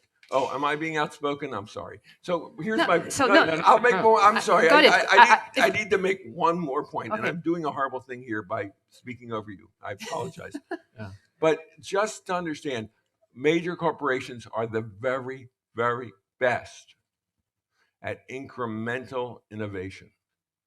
No entrepreneurial venture can touch BMW or, any major, bank or anybody else in bringing out the next incrementally good thing. But that, when I said, this innovation thing about small companies, what they do is something totally different. Disruptive. Okay, so if I got it right, what you're telling all those project managers here and in the online streaming world, Oh my God, are we online? yeah, we're not alone. What you're telling them is that they shouldn't really work towards implementing solutions, but towards discovering them. That's what you're telling them. It depends your context. It depends your context. Forget about innovation projects. Focus on innovation process. Depends on your context. Okay. Okay? If I'm working for a major corporation, I want to do what that company needs. If I'm working in a more flexible environment, I want to build a process that can discover. But that is a difficult thing to do unless you have permission. So it sometimes takes a special organization, a special organizational structure to give you permission to discover versus construct. Okay. But in any case, following the idea of innovation project or innovation process, Anna was talking before about that. This is something like a project is something that you start and you finish one day and you deliver, and that is, and the process is a continuing process that you have different tools and mechanisms for discovering, validating, and so on. Yes. And sometimes the project need processes. It's like steps in order to reduce the unpredictability on the uncertainty. I have to be honest, I agree totally, but there's friction here. There is embedded friction, and I don't think we can run away from the pain of that friction. Okay? Because if you're managing something that is perceived as a project with a deliverable, you have certain responsibilities. And to educate the whole decision-making tree, that what we're involved in is a process with uncertainty and has design elements, needs a cultural acceptance. It needs a cultural change in the organization. And this is something that may be beyond the responsibility of the person who's responsible for the project. So to balance that is a very difficult problem. But in any case, we divide incremental innovation and disruptive innovation. And it seems that in disruptive innovation, the way that the corporates are working, it's possible that they will not find disruptive innovation inside the doors of the company. And this is why we need open innovation, which is where you're going. And the role of the partnerships between the companies that have the culture that allow the experimentation and discovery, and the companies that have the culture of delivery, of efficient delivery. Those are different organizations, and oftentimes organizations of different scale and size. So open innovation means that the large incumbent, the people who own the market, cannot look only internally for their solutions for opportunity, because their internal solutions will deliver products and services with certainty against known objectives where they believe they understand the customer. But the discovery process may not be able to be done totally internally, but may need partnerships or collaborations with other organizations, oftentimes smaller organizations, that are more experimental and more trying to discover their place in the market. It means that in terms of resources, you are not only using your partners, you are using your innovation ecosystem. At the end of the day, innovation project, innovation process, and we need to create resource and to use our resources around our company. It means that we have to create our own ecosystem of working and using, like in Silicon Valley, in Barcelona, our ecosystem. And perhaps in terms of ecosystems, we can check who could be inside our ecosystem, because the corporates that are here, perhaps they were very happy to work alone, but they know happy Not because anymore. anymore. Right. But the challenge here is how can I connect and how can I create this ecosystem around me that is opening the door of innovation and listening startups, asking the world that. So I agree exactly. You and I have done research together that supports this idea of a cluster of innovation and each enterprise having its own cluster that surrounds it. It takes a lot of different tools and different degrees of freedom in the different groups that exercise these decisions. So if I'm in a large organization, I want that, and I'm responsible for it. If I'm the CEO, I want an internal research organization that is focused, first of all, on delivering relevant knowledge that can be applied to mostly my existing market and extension of my existing market. And I know who to hire to do that. I believe I do anyway. I think I know the spheres I want to go at. That's my internal organization. But then I want various types of people, not all the same, focused externally to be the eyes and ears for our organization so that we don't just talk to ourselves. And that can be the people that help translate for us into our own internal language, because every company has its own internal language, to be the translators for us as to what's going on in the marketplace. Now, everybody has a responsibility. Everybody in the entire organization has a responsibility to understand the context, the marketplace. But certain people have a principal responsibility. Those people are sometimes called technology scouts. Those people are sometimes called corporate venture capitalists. Those people are sometimes called business development professionals. Those people are sometimes called merger and acquisition specialists. So, and within each of those, there are technical expertise people and relationship people. And some people have all those skills. But you need to surround an organization with those pores, those openings, those to have the collaborations or at least the information flows in the ecosystem. This leads me to the next question. Do you like cooking?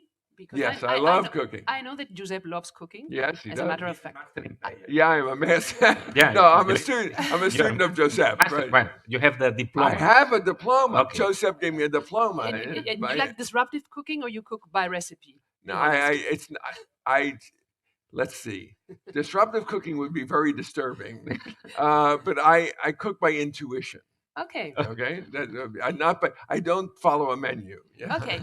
Then I give you 3 further ingredients: your intuition, talent, technology, capital. How do you combine them? How do you match them?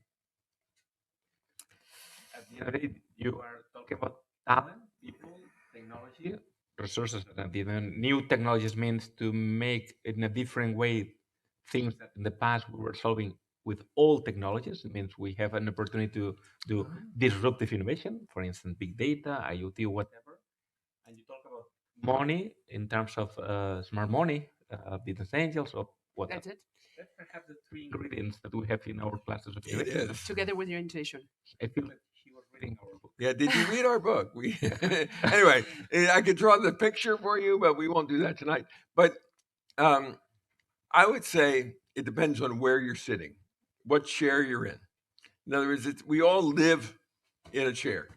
So where do you come from? No, you have a context. We all have a context. Yeah. You either have access to money that's looking to deploy itself. We have a technical problem. See, we need technology. I don't know. Did you listen my word? Yes. No, it's on and off. Okay. It's okay. Okay.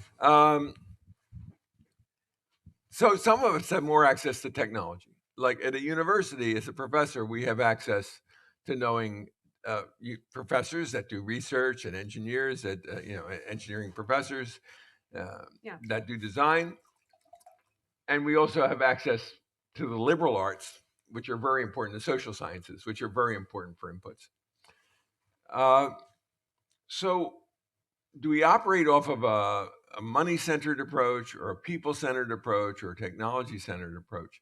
I think it depends on who we are. But what all of us share in this world is that we have value to add, that we come at it with a certain special sauce that is our own. That might be the intuition, right? And mine, I'm going to talk about myself personally for a minute, because I've been a bureaucrat, a technocrat in my life. I am what's called a CPA. You might call it a chartered accountant in the UK. In other words, I was an audit partner for 10 years at EY, and I did certification of financial statements. Ernst & Young. Yeah, that's a technocrat. That's a technocrat. In other words, I applied. I don't believe that you were a technocrat. Oh, in the no. past. No, but yeah. But I had a skill, which I had the capacity, a technical knowledge, and I supervised large teams of people. So I had people management skills. I had the resource. My resource was not money. My resource was people, access to people. Relationships. I mean, I could create a project, and I had unlimited. A large firm like this, many of us work. Maybe at firms like this, you can organize teams of very talented people like that. You just have to have a client maybe to pay for it, but you can organize a team.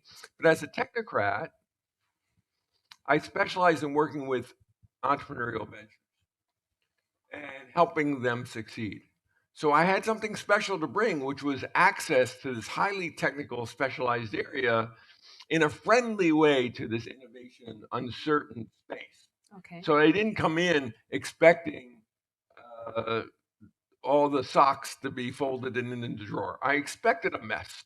And I built a team that understood how to respond to a mess and to leave it a little better, but to leave it exactly counted correctly and measured correctly in compliance with all the technical rules. I was a technocrat. So I added value that way.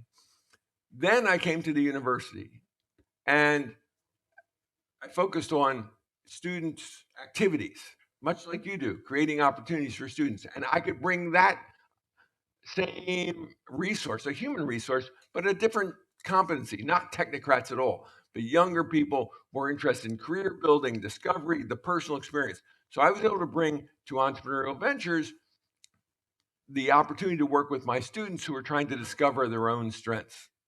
And I was able to bring to my students those old clients of mine and new clients, new friends, right, who came to the school to help create experiential learning opportunities. Then after years of doing that, and still I'm always been a teacher, but people, rightly or wrongly, gave me the opportunity to manage money. And I formed Your money or the mother? real money. But others' money or your money? Well, both. Oh, good. Because people only give you the opportunity to manage their money if you put your money Okay. alongside. It's part of the deal, right? But I formed, in sequence, 2 venture capital funds. And to put it in reality, they each ran essentially $100 million, $150 million US. And we invested it and we earned a return, good returns for our students, for our investors. My point is, then I was bringing something different, right? Because as much as I wanted to bring my technical knowledge of accounting, or I wanted to bring my students, who I still was a teacher, people looked at me differently, because the same people who would say, oh, you're our technical friend, or you're our teacher who has students, all of a sudden they're looking at me and saying, you're money. And they look at you differently. And you better be able to deliver where people see the value, because otherwise they get confused. Why are we being friendly? We're talking about money. And so in every instance, I had to learn how to bring value. And what I learned was that, as you all know, that it's not transactional. In other words, it's not simply the transaction, but it's what surrounds the transaction. And in order to have a cultural fit, and in order to create value, you have to go at each of these steps as an experiment, as you were saying, as a hypothesis and a learning. As an investor, you can't say, okay, I know you, Mr. or Miss Entrepreneur, are telling me ABC, and I'm going to measure whether you do ABC. You have to understand, you've told me ABC, but I know this is an experiment. So tell me what you really know and what we really don't know, and let's discover together. And you have to have that approach. With students, you can't say this is building a career, because you don't know if this is working for any goal. You just know it'll be good. Things will come out of it that are good. And the same thing, even as a technocrat. I didn't know if the company I was working with was going to be successful. They certainly were not going to be profitable for me in the short term, because they were a mess. So I was investing time and energy. So all I'm saying in general is you say whether it's people, is it intuition, is it money, what would you start with?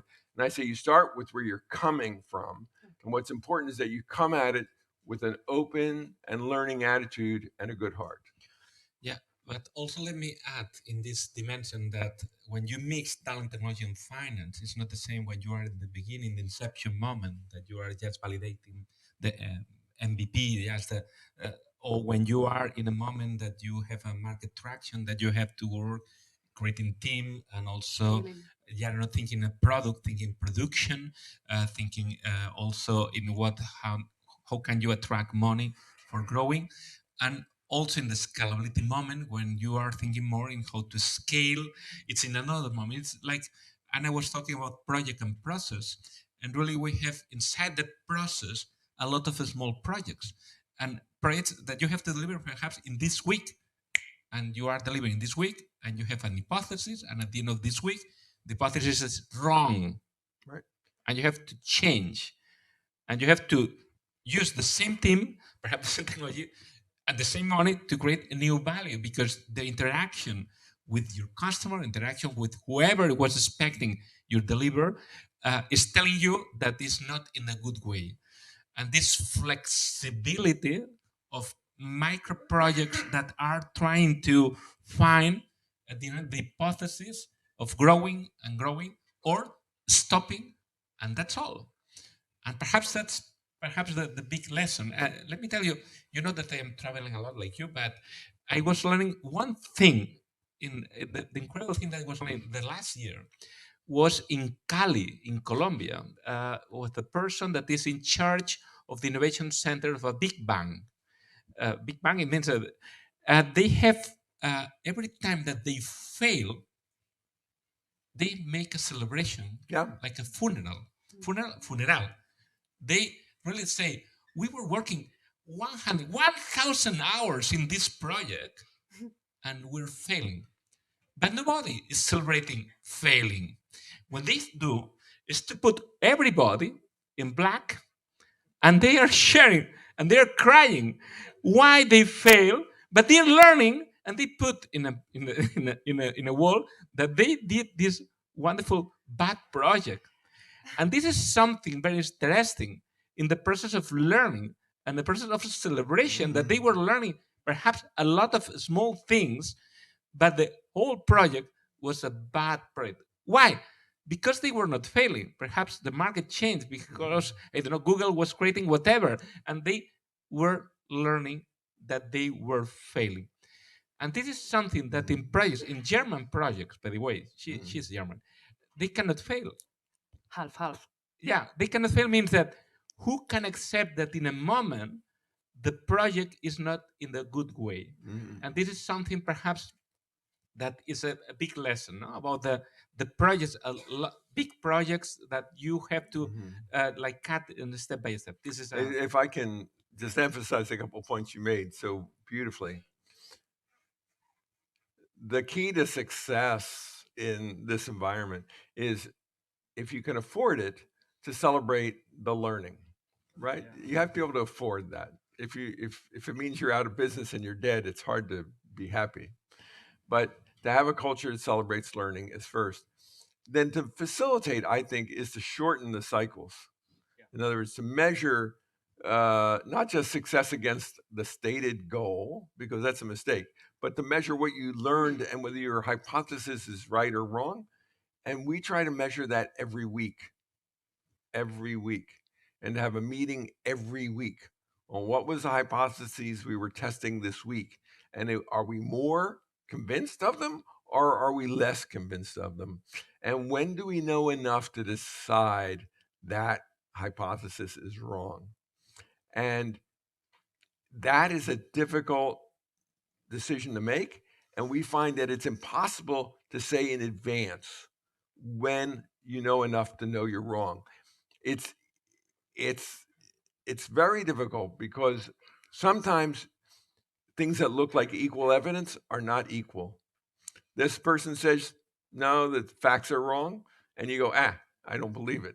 This person says the facts are wrong. You go, they're right. and you get we call it the moment of insight. And you have to trust those moments of insight, and you have to give people the celebration, the applause for the insight, and then to go out and validate, is that really true, and do more experimentation. But to try and grab those insights, and if you wait too long for them, it's a funeral, you know? Methodology of lean launch. Yes, it's a lean launchpad methodology. You were creating with Steve Blank. Yes, that's How true. you were starting this. I'm sorry, we're changing the role. I was because Yeah. it's interesting because you were working at Berkeley and somebody was knocking the door of you and asking from this methodology. Okay. The Lynch Lounge, Pat. Yeah, I hear you. Drum roll. Sorry. Boom, right here. Yeah, so and this is true. There's a fairly famous colleague of mine, Steve Blank. He's written some wonderful books. He has a great blog, and you should all follow it, steveblank.com. And I actually hired Steve. He was already a hugely successful businessman. He had brought his latest company public, and very wealthy, etc. And as many do who have reached a level of success, they come to professors and leaders of universities and they say, I want to teach. And you go like, really? Okay, come on in and be a guest lecturer. You can sit next to me in my classroom and we'll talk, and you'll tell the students how smart you are and everything you did. Well, that's the first step. The second step is when they say, I want to come back, this was wonderful, I loved it. You go like, yeah, fine. This time, I'm not going to sit next to you, and you don't get to use the word I. For an hour and a half, you have to lead a class and deal with the students and what they know and not tell them anything that you did, right? And right there, only 1 in 100 can do that. Seriously, it's a very difficult conversion to go from talking about yourself, which is easy, to talking about others and extracting learning from them. Steve was able to do that. And then I said, so what are you going to do next? And he says, well, what do I know how to teach? I guess I'll teach sales, because he was a business development guy. And I said, great, nobody likes to teach sales. You teach sales. And he ended up teaching something that became customer discovery, because he realized by teaching for years and developing his own curriculum that what he knew how to do was not sell, but to discover what customers wanted. And this became the 4 steps to the epiphany, and it became the essence of what we call the Lean Launchpad method. And we built it in our curriculum at Berkeley. He took it to Stanford. I taught it with him there. And then the government came and said, we want to do this broadly across the nation for our scientists. So this is the Lean Launchpad method, and it's experimentation and discovery on a weekly basis, stating hypotheses as hypotheses, explicitly in writing, measurable, testing them, and having this dialogue. And with the students, they don't report a success. They don't report, their business success. They only report lessons learned. Every week, the entire class is student teams saying, this week, this is what we thought, this is what we did, this is what we learned, this is what we now believe, and this is what we're going to do next week. And we spend 3 hours with that being the content. No lecture, nothing really taught by the teachers other than extracting from the students. What did they learn, and how can we all use that learning? Yes, we have lectures there online. We take all that stuff we used to fill the classroom with and put it online. This is the program that also we do here, like in Yes. Stanford and Berkeley. And next week we'll have here people learning this Lean Launchpad model and system. Good. Okay. Yeah. The Lynch Launchpad. Okay, so this is one of the tools or methodologies that we have to manage innovation projects and to use all those post-its that all. It's really a post-it consumption It is. process. I'm sure 3M is behind it. Yeah. What about another model called the Candy Innovation Model? This is another.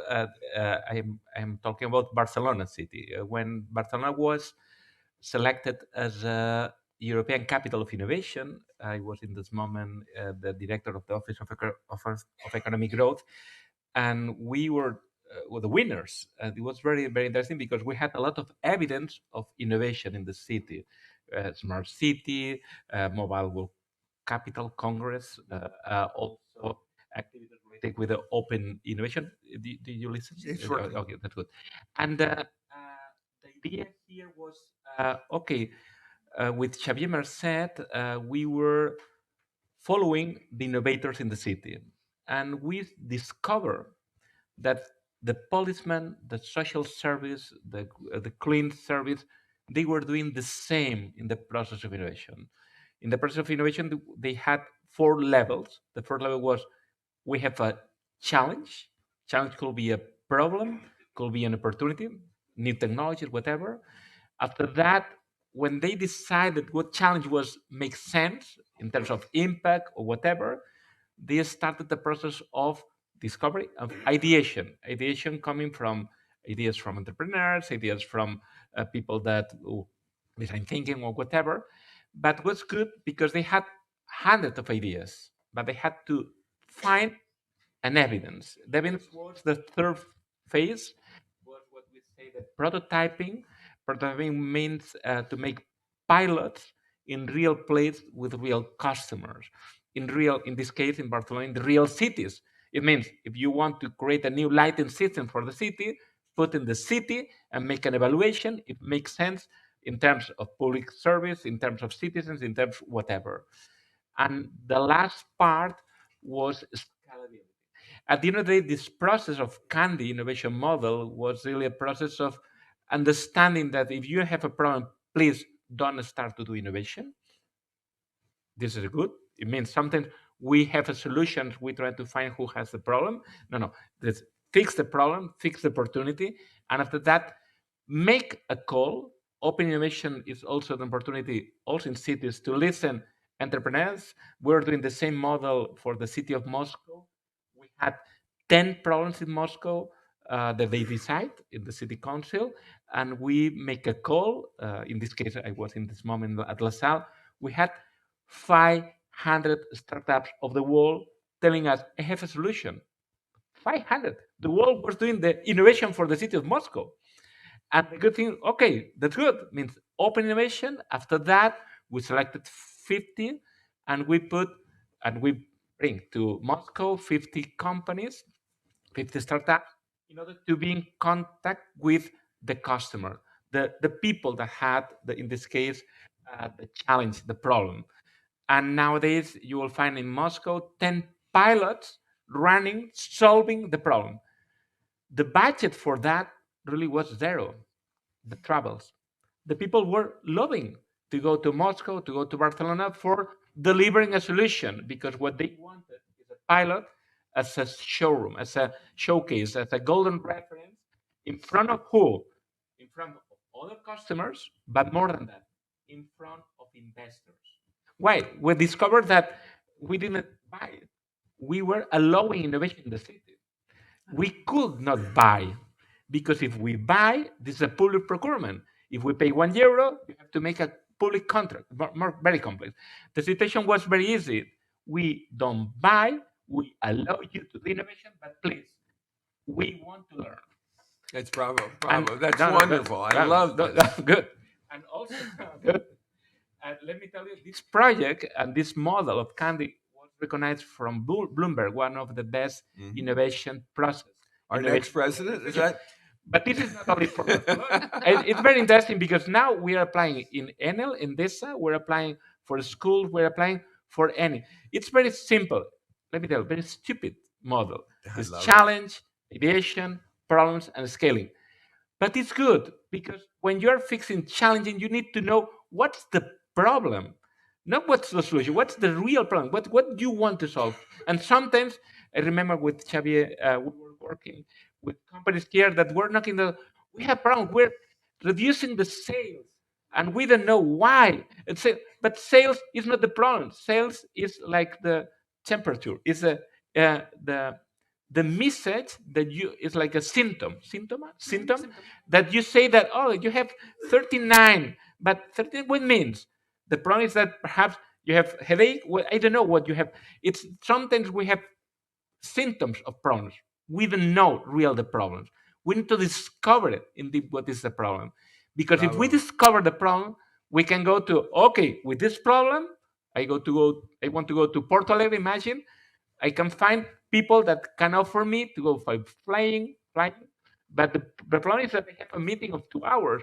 Okay, I offer you a boat, but perhaps somebody is knocking the by the conferencing. Well, I had the problem of 2 hours meeting and people trying to sell the product that they had, and the solution perhaps was another nature or another Bravo. solution like by the conference. This is interesting. We have this. By the way, the problem, the Lean Launchpad you can find in the website in the Steve Lang and so on, and the Candy model also you will find in Google Scholar, whatever. Or if you want, we can deliver to you this paper. And I can tell it works, the Candy model, Yeah. because we use it here with high school students aged 13, 14, 15. For the last 3 years, we have been running this project called EduEmpren, which we do with the 24 high schools that La Salle has in Catalunya. And we've also tested it in Brazil, in La Salle Canoas, and it works. And the students, the 14, 15-year-old, they strike us with ideas. They've never been in touch with any other innovation classes or models. They are introduced to the Candy model, and that's good. But in terms of companies, this is also a portfolio of innovation. How many projects of innovation you can adopt and manage in your company? Because how many challenges you have? You have to decide 1, 2, 3, not 100, not 1,000. This is a management. You have to select how many challenges, how many ideas you want to manage, how many pilots you can manage. More than that, perhaps with one problem, you can have 3 pilots. And one no pilot is the control case. If you don't do nothing, because at the end of the day, it's in terms of resources, you cannot do a lot of innovation. You have to select what when you focus your Good. True.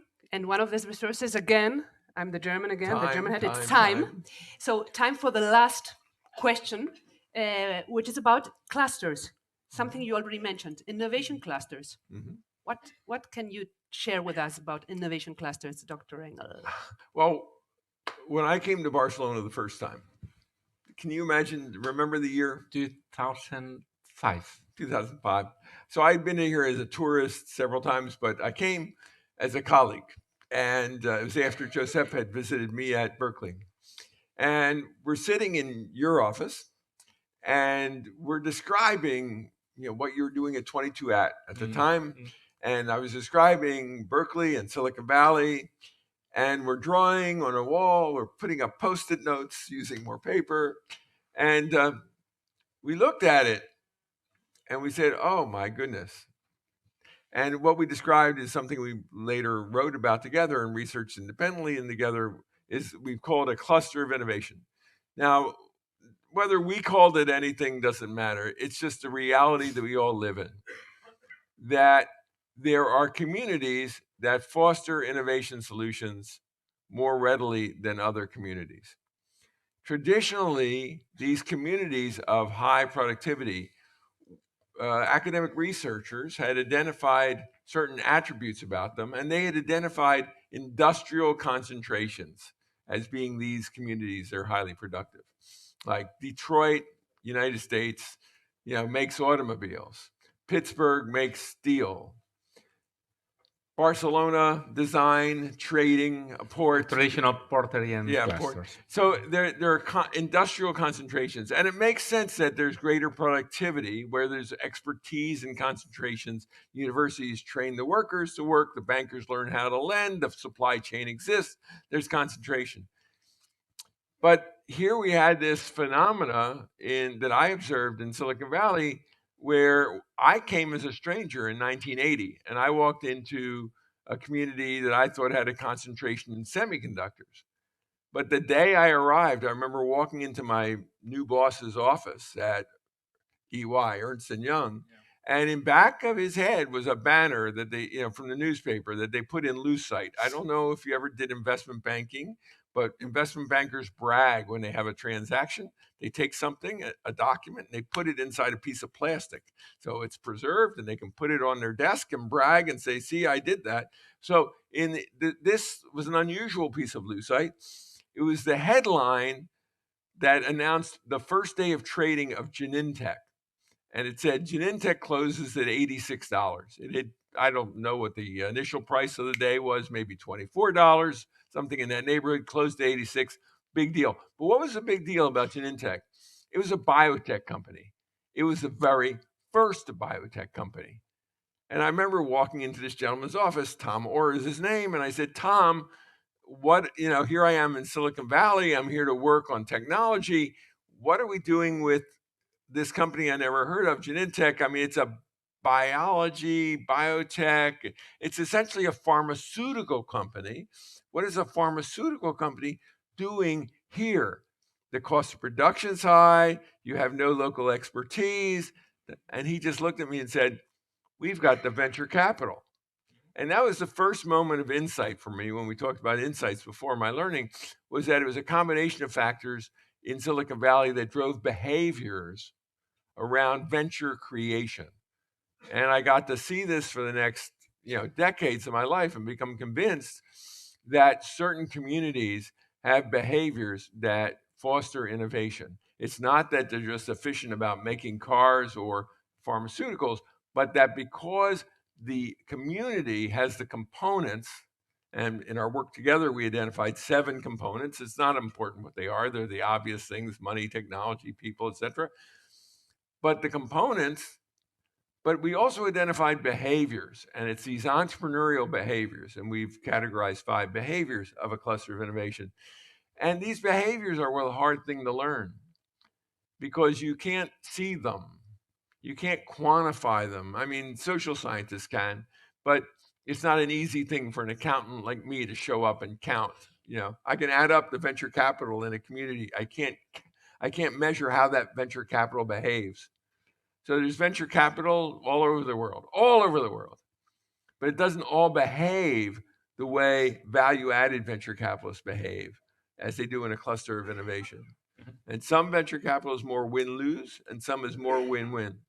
And a cluster of innovation strives for win-win solutions. It doesn't mean that everybody wins, but the people in that culture recognize that if they help others win, they'll win by helping others win, not out of charity, but simply it's the way you create value.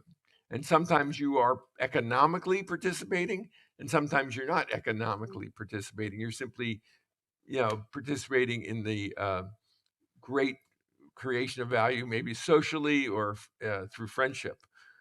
But this is a cluster of innovation where the behaviors are different. So there's risk-taking, behavioral, entrepreneurial behavior. There's transaction forms where people share ownership. So it's a win-win rather than win-lose. So there are very structural elements that underline these 5 behaviors. And that's a cluster of innovation. And that's what you've worked so hard to create here in Barcelona, and I've seen emerge in the decades now that I've been coming to work with you here. Let me add in this way, when we were working with Francesc Miralles, our dean, my thesis about ecosystems of innovation and how we were implementing in 2021. Here the challenge, and this is very important, we were talking during all our conversation, is really the dialogue between corporates, startups, and VCs, creating a new value together from inception to exit plan. It means that we have a new management. It's a management of innovation, but also it's a projects of innovation. At the end of the day, the challenge here is that we need different and new people in corporates managing how to absorb this innovation. This is not just a project that the role of everyone because it's a traditional project. It's your quality, money, and resources. No. You have to manage with entrepreneurs that perhaps you don't have control more than you have a small percentage of the company. And you have to observe in the project of innovation because this entrepreneur will make a solution that you will join together in your corporate. But you don't have control. In the middle, a VC is investing some money that is growing and preparing for the scaling and for the absorption of that. The complexity of these models of innovation means that we need this kind of clusters of innovation.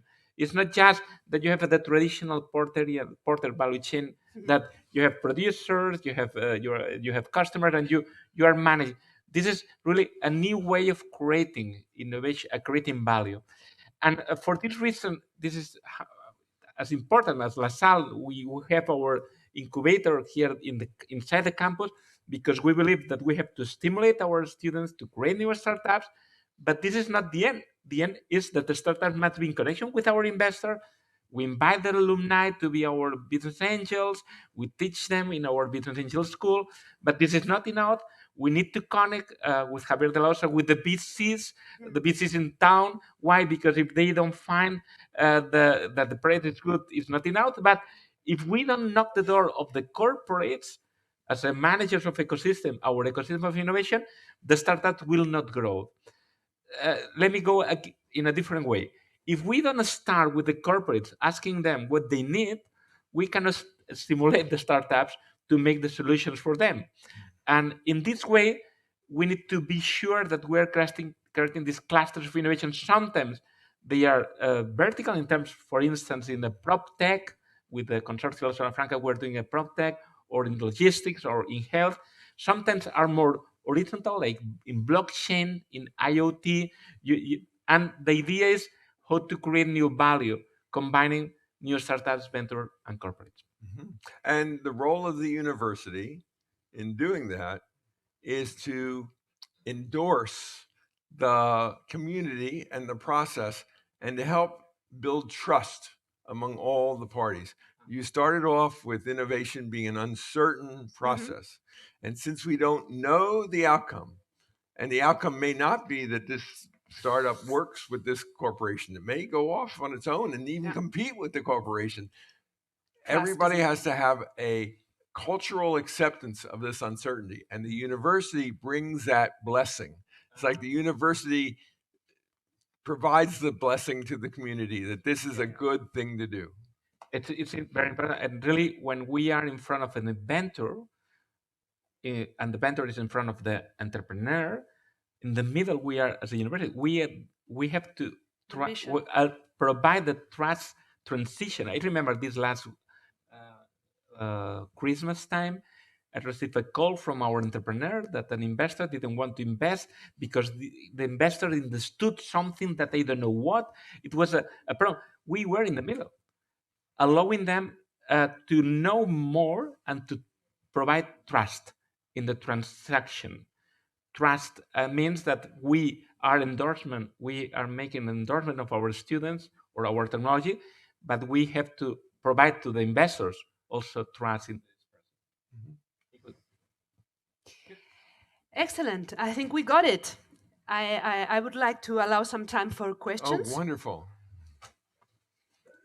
Now, don't do this silent thing, because what Josep is going to do is he's going to walk into the audience. I have a system for questions. Yeah. He's going to hand you a microphone. Question. There. Okay. Well. There is one. This is a direct question. But here, this person can get the photographer can hand somebody a microphone. Okay. Here, you have a job. There is a person there. Marina. Okay. There. Okay. Here. Hi. To Jerome or to anyone that wants to answer.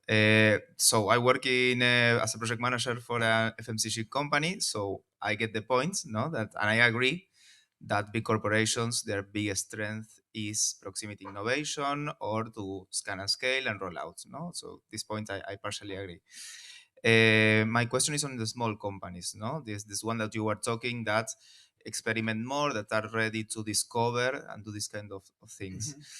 In your experience, so there's two questions I have. In your experience, where have you seen these companies, these teams fail? Which are the biggest points that they fail? Yeah. And how do you picture them, or what's your guess for the next 5 years? I mean, how will these teams, do you think, will be in 5 years? Okay.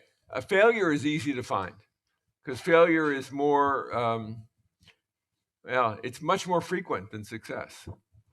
I think it's true in all things in life, that the more, if you're going to try to push and do something new, you're going to have to fail along the path to success. And in business, unfortunately, sometimes failure means it's over because you run out of resources, you run out of time, you run out of people's confidence, or you run out of money. You run out of, or you never succeed in acquiring enough customers, or you acquire customers and actually costs you money to serve them. You're actually losing money by serving a new customer because you're trying something new. So failure is easy to find, and I'd rather not associate specific names for you with this kind of failure. I think we can all think of them. Well, let's just do the scooter companies because they're everywhere, right? I mean, Lime is laying off. I mean, do you know Lime? Is that a logo? And they're laying off 500 people this week or whatever. I mean, so is that a failure? I don't know. Is Lime going to go out of business? I don't know. But certainly mobility and individual mobility using electricity is here to stay, right? I don't think we would question that. So where's the failure? So there are oftentimes many companies striving to implement an innovation, and sometimes it works easier in certain geographies or more difficult in others. And if you can get a beachhead, what we call a beachhead, where you have a financially successful segment of a market, then you can extend that strength to other ones. But Lime, for example, is trying to penetrate many markets at the same time, much like Uber did. And they're doing it at a high social cost because at least in my community, San Francisco Bay Area, there's not regulation of the parking and control of where these scooters are left, et cetera. And so there's a social cost, a lot of waste in sort of putting a lot of scooters in the market to change people's behavior, to get them to adopt. Because the business thesis is mass adoption will sooner or later make this all make economic sense. Now, will that work for Lime? Will they be able to survive long enough for the cycle of rationality to make it work? We'll see. I certainly hope they succeed. But even if they ultimately fail as a business, the innovation is not failing. They're part of, I don't know how many electric scooter companies there are, but there are a number of them. And there will be that solution available in the marketplace. And we'll have to thank these innovators and investors who have taken the risk to bring this forward. If we look at another mobility solution, I said I wasn't going to name names, but what the hell? We look at Uber. Uber is not available in Barcelona. Is that correct? Still true, right? But Uber in many parts of the world is totally available. And they've operated in violation of many local regulations. They essentially took advantage of the inability of municipalities to enforce their own rules, right? And would ignore the local regulations. They would say, like, punish me if I get caught, that kind of approach. And that's a very difficult approach to take. And culturally, I find it difficult to accept. But that's how they've sort of established a beachhead. And now that they're having to change their behavior and accommodate the laws of the land wherever they are, because they've gotten so large, they have established a profitable model that is their beachhead, if you will. They got that anchor, and now they'll incur the cost to clean up their act and come behind themselves and clean it up. I'm not endorsing that kind of business strategy, but I'm saying that was a way, if they had to comply with all the costs and meet all the resistance at every market stop along the way, they probably could not have gotten the penetration, and they'd still be a small company with small solutions in small markets. So I think your question was, where are we going to be in the long term, and where are there failures? And I just want to point out to you, we have failures all around us, and some of those failures are tomorrow's successes. And the success may not be the business, but may be the innovation. So tomorrow's world, is one that's where incumbents get more disrupted and get disrupted more quickly, I think. And they use Uber as an example, use Lime as an example.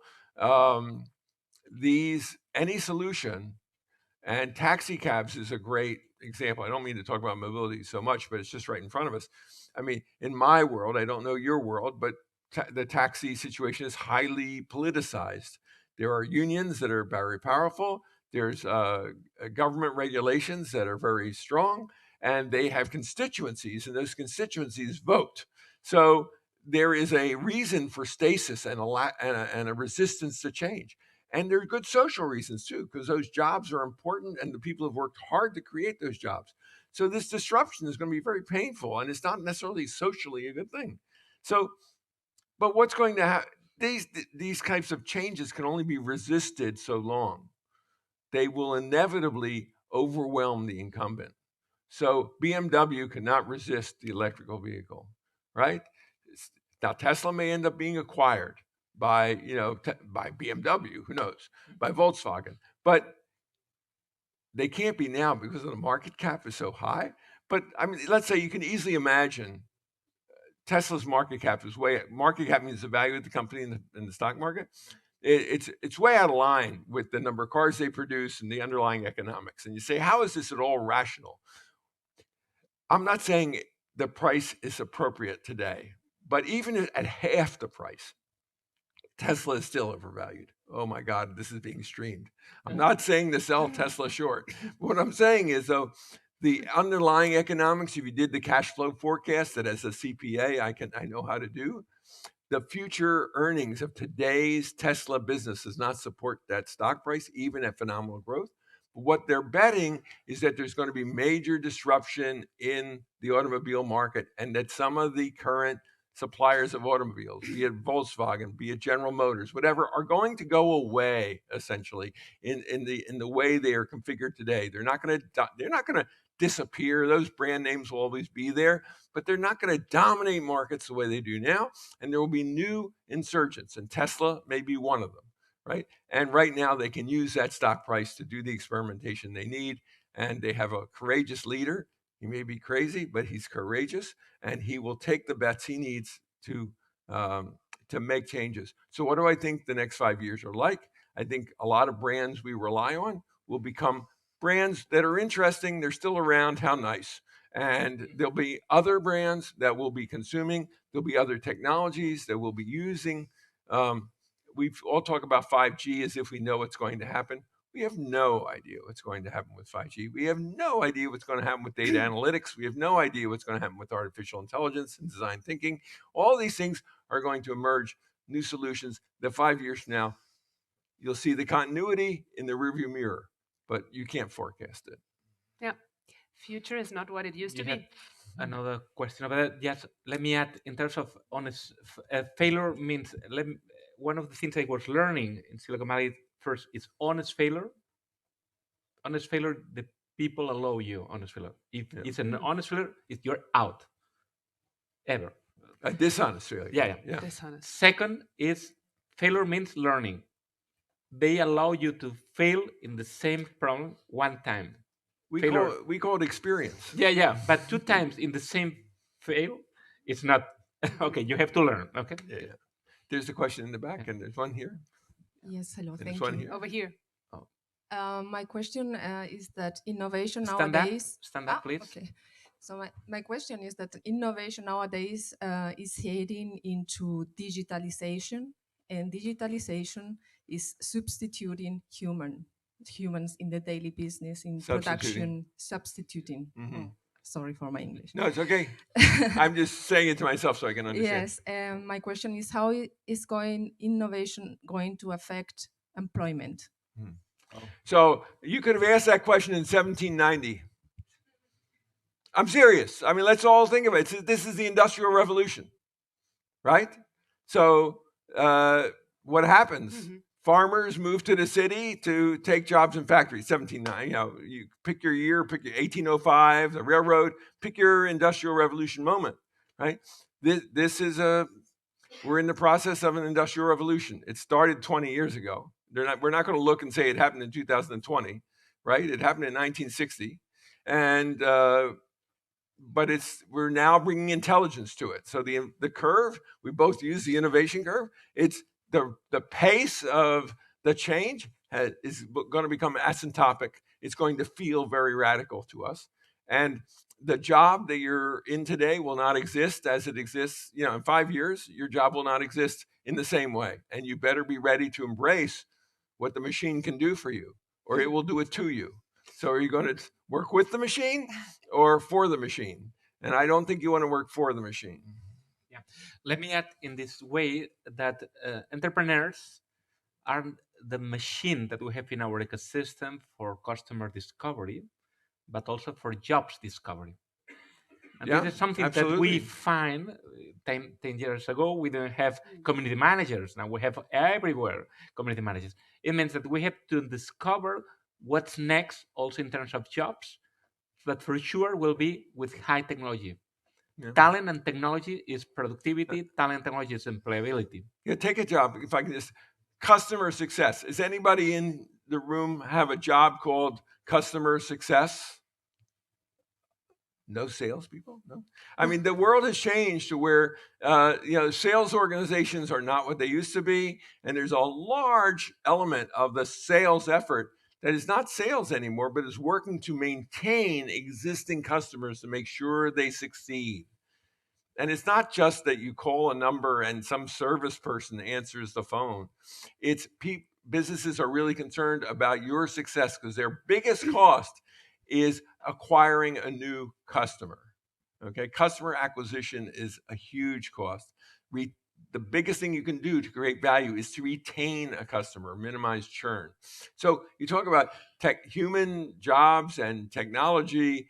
This is a job that did not exist really in an identified form. Sure, businesses always worried about happy customers, but it was more transactional because the solution you were selling wasn't a new way of being for the customer. The customer didn't have to learn how to use your product in a new way. Knives and forks were knives and forks. But now you don't have knives and forks. You have things that serve you food.